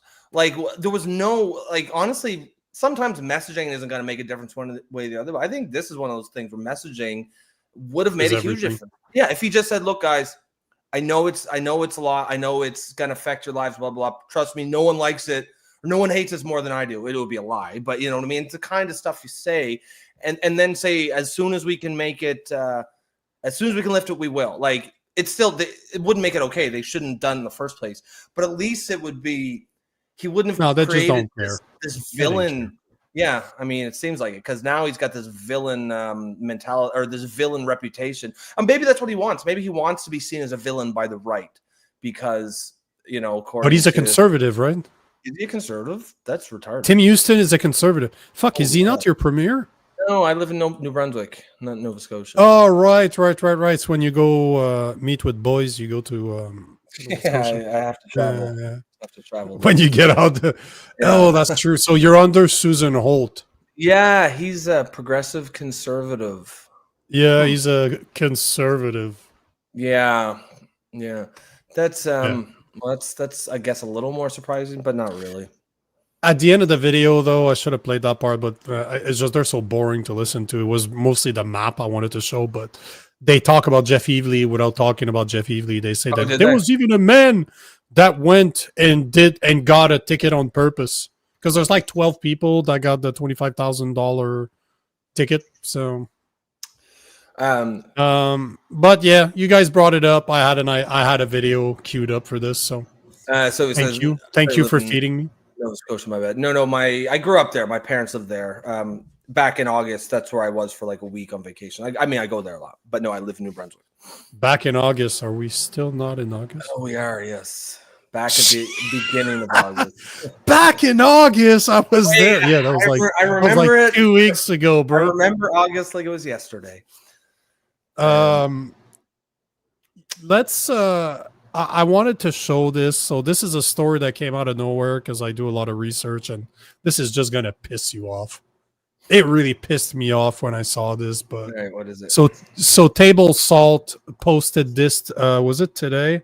No, yesterday. So I saw it today. But basically, it says, why are Canadian subways getting permission? Remember the LMIA to hire managers from overseas at $36 an hour? Are there no Canadians who can take a basic business course? So they're basically looking for fast food restaurant managers, and they're making $36 an hour. So when I saw that, I'm like, shit, you should put... No, hold on. Yeah, I'm just like, can you not put a link? And I'm like, I'm starting to look. So I start doing research, and this is nothing. It's so much worse. Like, I don't think he understands what he's like, to the extent that he's talking about here. So I actually went on the government website under so here is the job bank under Canada, the government of Canada, under the temporary foreign workers. There are currently 281 positions for restaurant manager, and the average salary is around $36 an hour, which is, hold on, $74,880 per year. They're looking right now for 281, and that's just restaurant manager. His post was about fast food restaurant manager, so this is a different category. But look at this. There's 61 in Alberta, 109 in British Columbia, and then Ontario 88. And those are $36 an hour, $37 an hour, 36, 37. Those are all Tim Hortons. Obviously, you need to go. Why are they bringing? I don't understand. You're saying there's no Canadians that will work as a manager of a subway for $36 an hour? I think they probably will. Of course they would. Of course Yeah. they would. Yeah, I don't. And you look at the restaurants, like they're all different restaurants, like Saba Cafe, Moonsun, Restaurant Pizzeria Cornelli's. So Italian people are looking for Indians. It's just insane. Is it because because a lot of these fast food franchises are owned by Indians? Do you think that they are just doing that because they just want to hire them, or like is there something? It's like, where's the incentive? Why are they like, if you're gonna pay someone $36 an hour, why not pay a Canadian? Why would you bring someone in from India? And why is our government allowing it? There was, I think, you know what? I wanted to talk about it, but I completely forgot. I'm going to try to see if I can find it. But I believe that it is Blacklock's reporter that put out a report. I'm going to see if I can find it quickly. But they were talking about how there's a lot of cases coming out where the LMIA are fraudulent. Oh, yeah. So the report, the labor market impact assessment are fake. They haven't been ran properly. And unless the people responsible at IRCC, I believe, is the people that will allow those temporary workers, unless they identify the demand as fraudulent or they see a problem with it, they don't investigate it. Because if you look, hold on.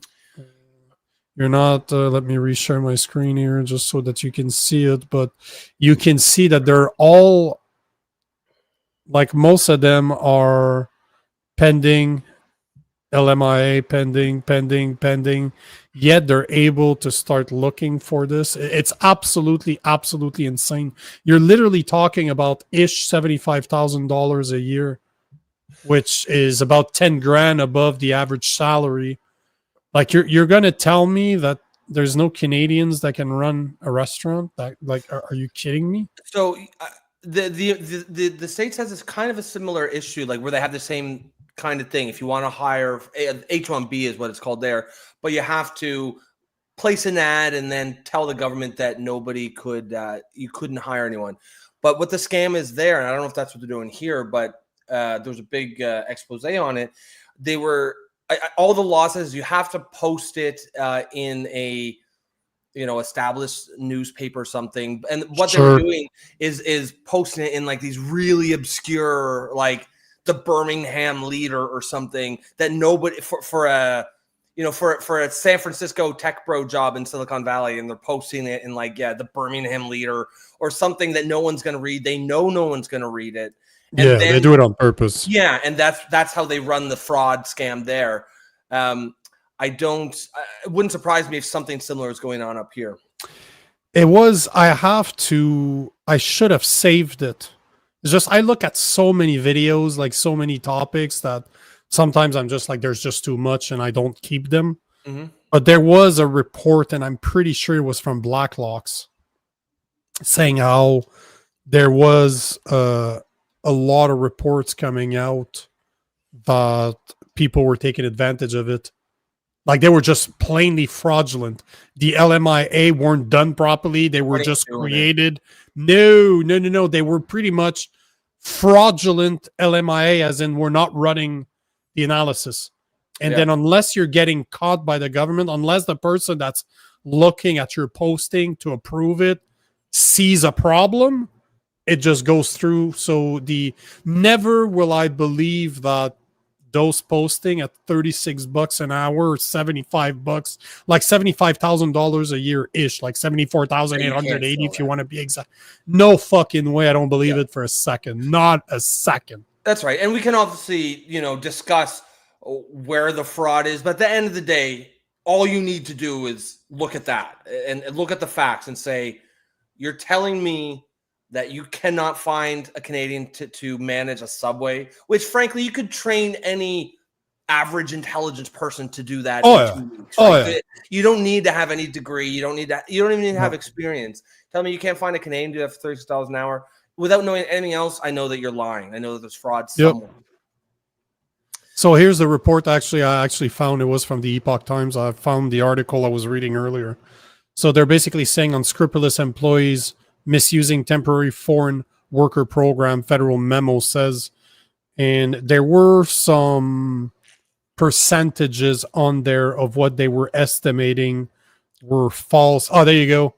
See, there you go. Look at this, how insane that is. Between 30 to 50% of all LMIAs are selected to undergo an enhanced assessment process, which is a more rigorous assessment on specific elements of the LMIA.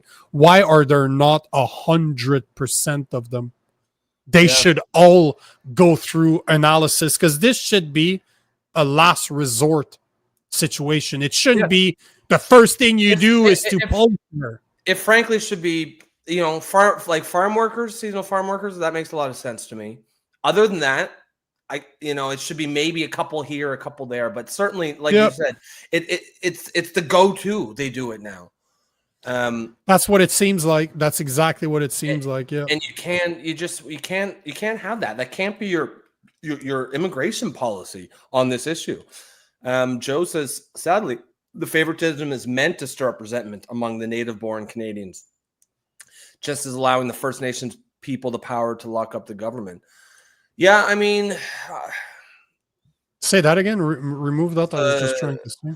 Joe was saying, sadly, the favoritism, and essentially, what we're talking about here, why the government is allowing this, is meant to stir up resentment among the native-born Canadians, just as allowing the First Nations people the power to lock up the government.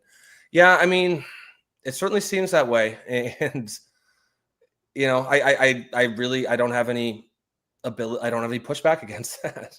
At the end of the day, the purpose of a system is what it actually does, not what it's meant to, or not what they say that it does. And if what the system is doing here, clearly, whether it's meant to or not, it is stirring up resentment among the native-born population and the immigrant population, and therefore that is what it was meant to do. So yeah, I mean, Joe is our most far left commenter. He basically sounds like Nico right now, and that's it's not a knock on either one. It's just and if anything, it shows sort of the strength of the show. I think that we can have all these people from all over the political spectrum finding some pretty important common ground on some pretty important issues. And I actually, I probably would say I agree with the two of you guys as well. For once, you're right. For once. As Joe continues, identity politics only ever distracts people from the class war we've been losing our entire lives. They want us fighting a culture war so we don't engage in the class war. Yeah, and I agree with this. I think a lot of culture wars on the surface are actually rooted in the class war, to the extent that it's almost hard to separate the two. But yeah, I mean, again, another example of people from different sides. We're all agreeing on the problem. It's really we might disagree on the solution, but that's where the debate gets productive. That's where you can actually have an intelligent debate. Lomo says an LMIA is worth big bucks. In case you guys don't know what that is, it's what we've been talking about, but it's a labor market impact assessment.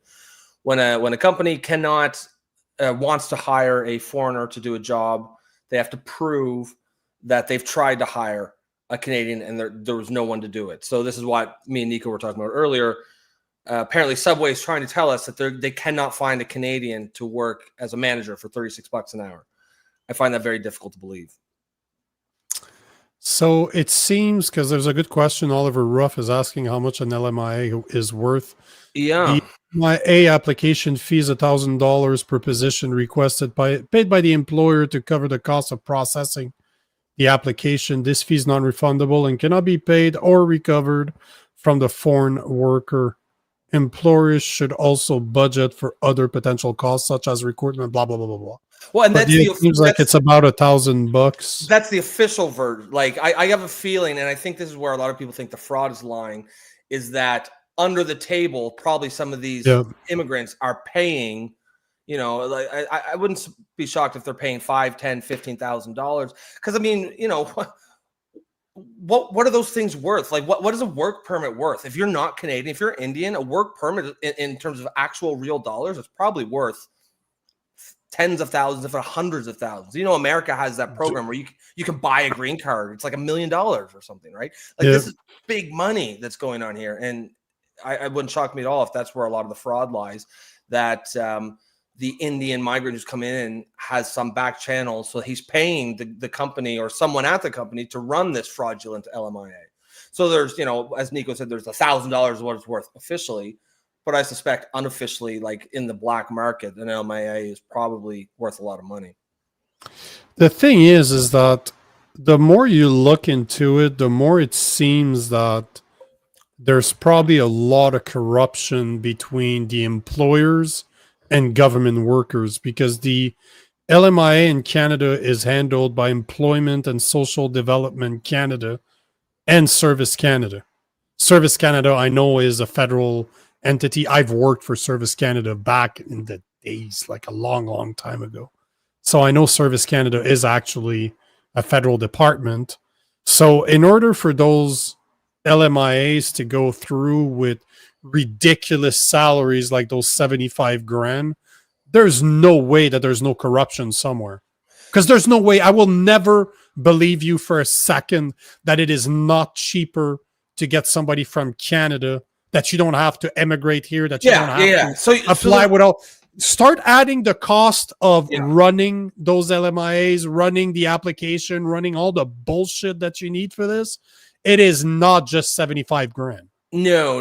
And so never are you going to tell me that this is not cheaper to hire somebody here. Exactly. Never. That's how you know. We don't know where the corruption is exactly, but you know it's there. Just by the facts is what you're saying. Because if it was just about dollars and cents, it would be far cheaper and far more, it just make, the average Canadian would be a better fit to work as a manager at Subway than the average Indian migrant, just because they're from here. They know the culture. They understand it, right? So in order to overcome all the negatives of bringing someone into the country and managing your business, there's got to be some pretty major under the table financial benefits that we're not aware of. Lilmo says something very interesting. They're sold by shady businesses for $10K up to $50K. And I think that's probably what's going on. There's probably, you see a lot of these sort of migrants and it's kind of like down in Mexico, they have, they're called mules, right? Human traffickers who you'll go and pay them and they'll get you into the country. It's the same thing, except these guys are, they're farms. Yeah.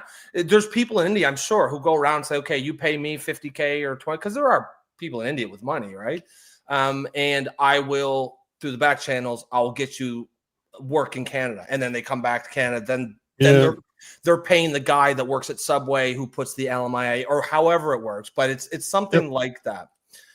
As Mr. Doctor says, an LMIA is basically buying a foot in the door and they just never leave. And I'm sure they're being sold a bill of goods too. They're probably being told once you get the LMIA, you get the green card. And have you seen there's a lot of protests from Indians who have work permits who are expiring, and they're freaking out because they're like, we were told, and obviously it doesn't matter.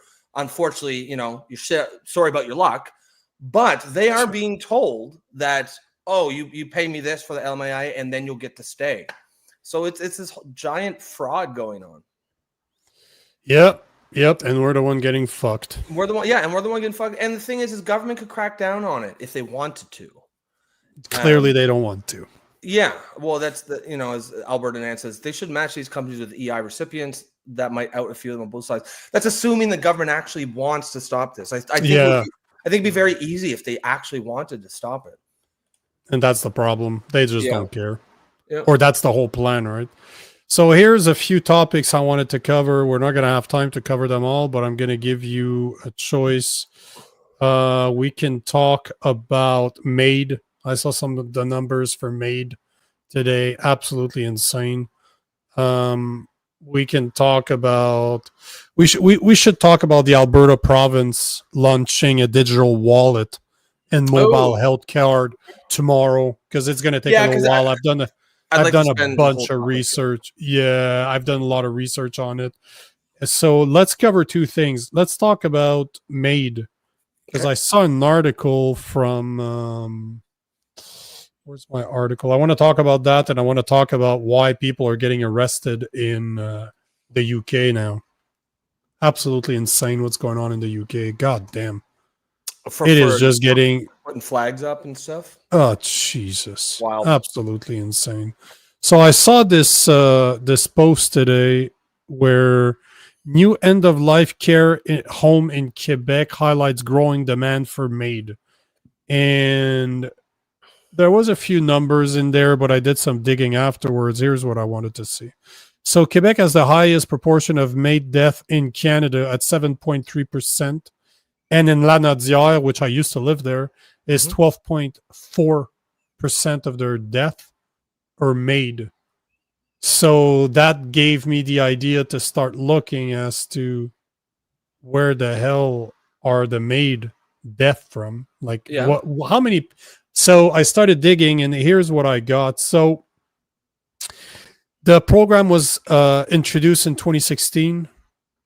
Since then, in 2023, those are the last numbers that they have. In 2023, 15,343 Canadians use MAID, making it the fourth highest cause of death in Canada, the highest being cancer at 85,355 deaths, heart disease at 53,513, strokes at 15,589, and MAID 15,343. But what's interesting is that in Canada, they do not count suicide and MAID in the same category, which it is. MAID is literally assisted suicide. If you add assisted suicide in 2023, there were 4,523 suicides committed by Canadians. So if you combine that with the 15,343, that makes 19,870 suicides in Canada, being the third leading cause of death in Canada. And remember the episode we talked about how many people die waiting for surgeries, how many people die, the 8 to 15,000 Canadians that die every year in the emergency rooms to see a doctor. And then you had numbers around the 14 to 28,000 Canadians every year that died from waiting for a specialist, waiting to see a doctor outside of the emergency. So you're starting to look at MAID/suicide. You're looking at about 20,000 Canadian a year. And then you have the waiting on doctors at the emergency. That's 8 to 16,000. And then you had the 14 to 28,000 people per year that die waiting for a specialist, waiting for an operation, waiting to see treatment for their problems. So you're starting to look on the low end at 22,000 people. That's the low end, is 22,000. But on the high end, you're talking 50,000 people. And you know that those 50,000 people are part of the cancer, they're part of the heart disease, they're part of the stroke. So you would have to subtract that 50,000 from either the 85,000 of cancer, the 53,000 of heart disease. So if they were honest, literally the second cause of death in Canada, the first one would be cancer at 85,000 people. Mm-hmm. The second one would be waiting for a fucking doctor. And the number three would be MAID at 20,000, at suicide at 20,000. So within our top three, in reality in Canada, the top three causes of death: cancer, waiting on a fucking doctor, suicide. Welcome to fucking China. Like, this is insane. Absolutely insane. That's wild. So the bad news is it's going to take 3 months before we can get your knee replaced, and you're going to be in excruciating pain, or 6 months. But the good news is MAID's only a month wait.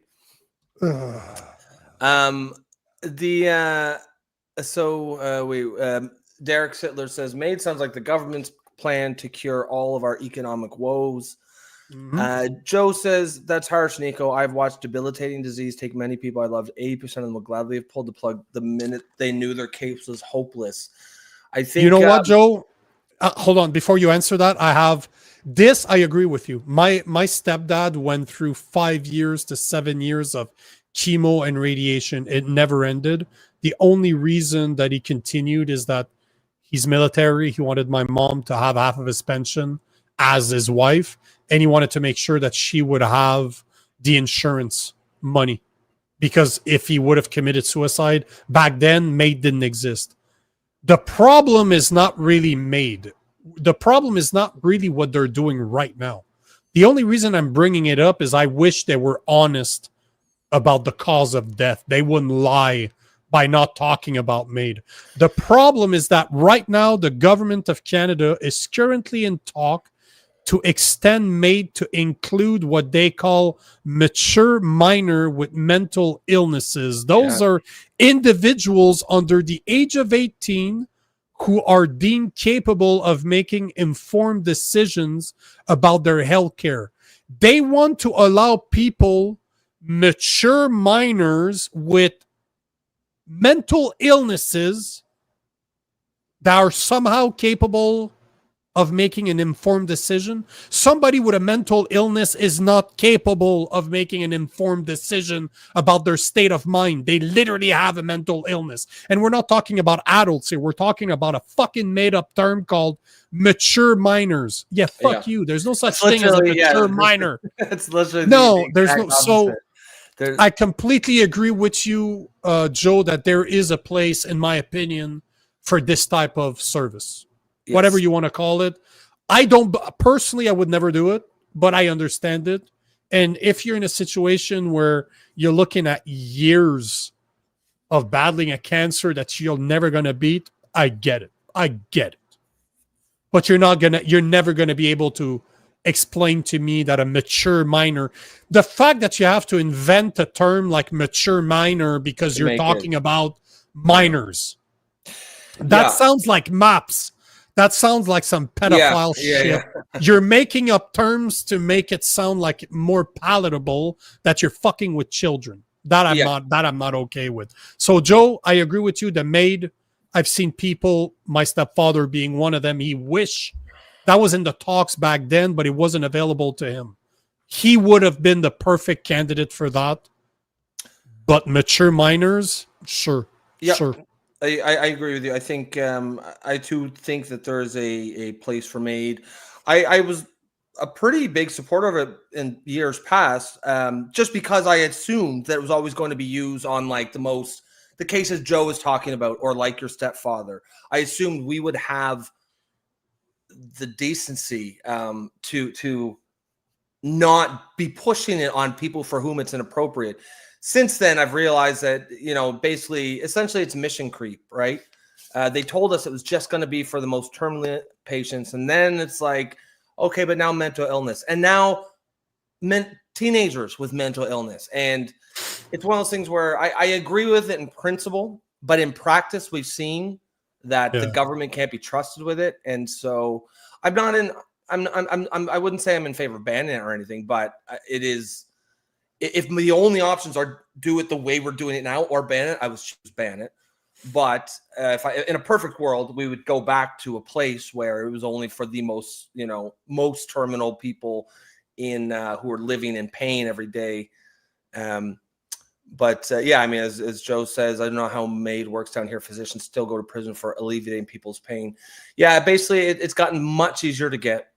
As Nico was saying, the term mature minors has entered the lexicon, which of course the whole point of adding the word mature there means, these are minors that are capable of killing themselves or capable of knowing what they're actually doing. And of course, there's no teenagers. Well, they can't drink legally, they can't vote legally. Yes. There's no mature minor exemption for drinking, right? For people with mental illnesses. Yeah, exactly right. So it's just, Derek says, my firm will change when they start offering events. Yeah, there's a lot of different reasons why people's opinions on it have changed, but I think most people I've talked to has changed. Most people were in favor of it and are becoming less so. I don't know if you remember the abortion debate back from like the 90s, but one of the terms that the Democrats use, or the way they described it, was abortion should be legal, safe, and rare. That's kind of how this is back when they were, they were trying to pretend that they weren't necessarily encouraging abortion, but they, now of course they'll talk about it like it's a great thing and everyone should have one. But that's kind of how I feel about MAID. If done correctly, it should be legal, safe, and rare. But the practice has shown that the government, that's not how they do it. And so, in my opinion, they've kind of lost the benefit of the doubt here. Abortion is one of those subjects that I speak heavily outside of here. Mm-hmm. And it is insane. Like, I had one of the four experts in the world, and he's a bit younger than us. He's probably like mid-30s. Okay. And he was saying, I would have to re-listen to the video, but he was saying something along the lines that 20 to 25, I believe that the number is 23% of his generation is missing because of the amount of abortion.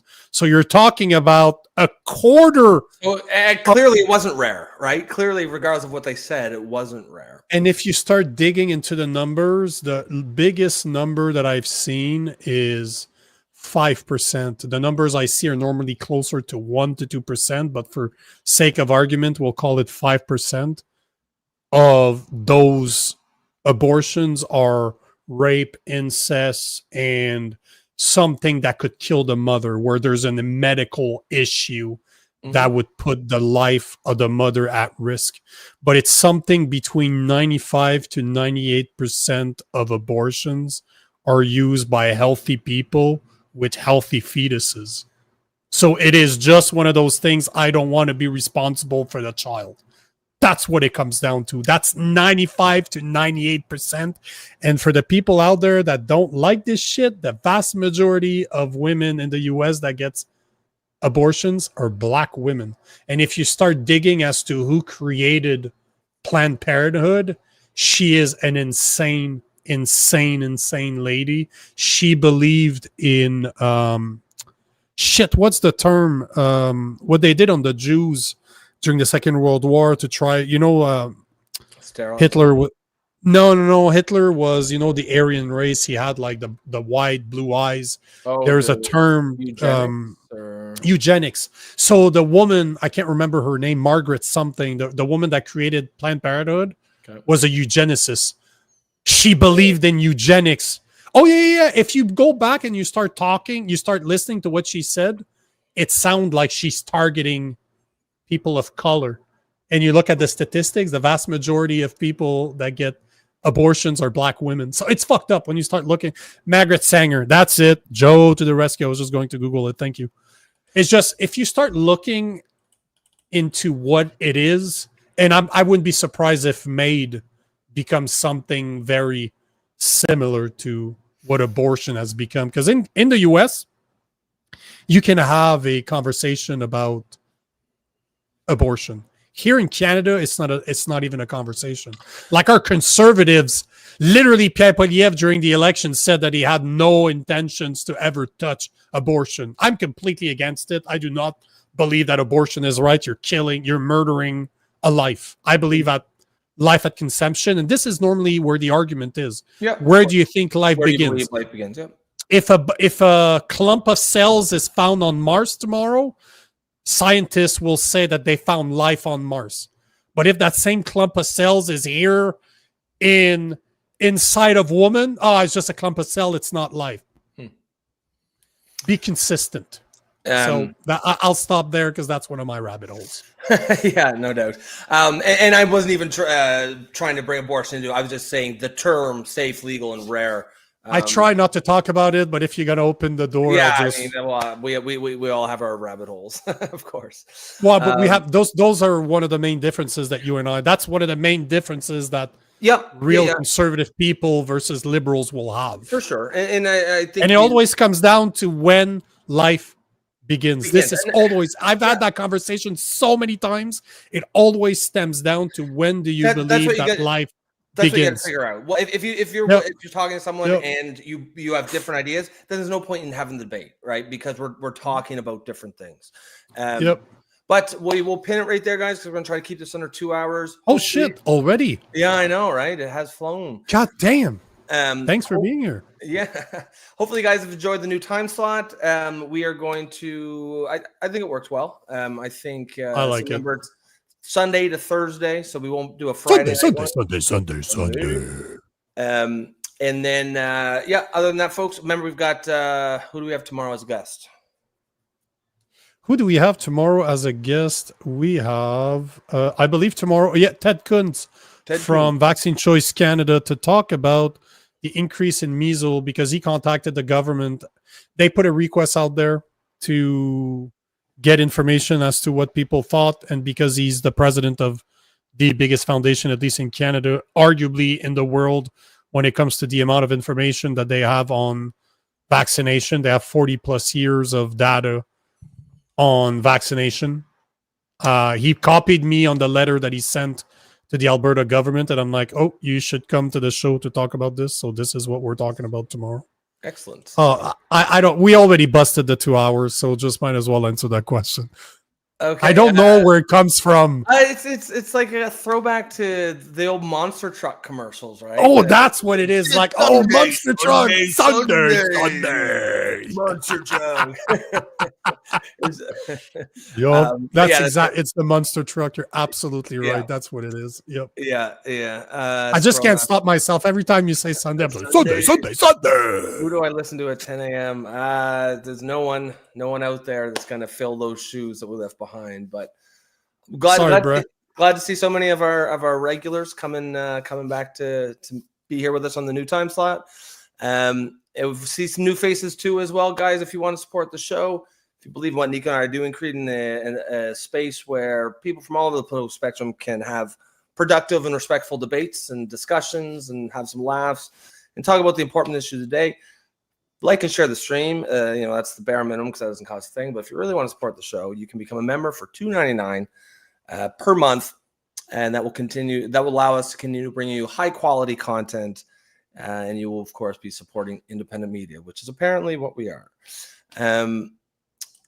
Nan. 4th of July weekend. Yeah. Sunday. Bass Pro Shops and Walmart proudly present Mega Monster Truck Round at the Citrus Bowl, featuring all your favorite trucks. Gravedigger. Ballbuster. Got Jobin. And don't miss the second annual barbecue Twinkie Cook-Off. Tickets are just $10. The first 100 people in the gate get a can of Natural Light. Tickets available at Ticketmaster or Sunny's barbecue locations in Orlando. Sunday. There it is. Sunday. Man, I'm pumped. Oh, have you ever gone to Monster Truck? I have. It's fucking. Yeah, it's amazing. So cheesy, but Sunday. Yeah, That's you're what like, I'm saying. yeah, fuck yeah. All right, guys, be safe, have fun. And well, I guess usually I say enjoy the rest of your day, but there isn't much of one. Have a great sleep, I guess is my new sleep tight. And we'll catch you tomorrow, 8 p.m. Eastern.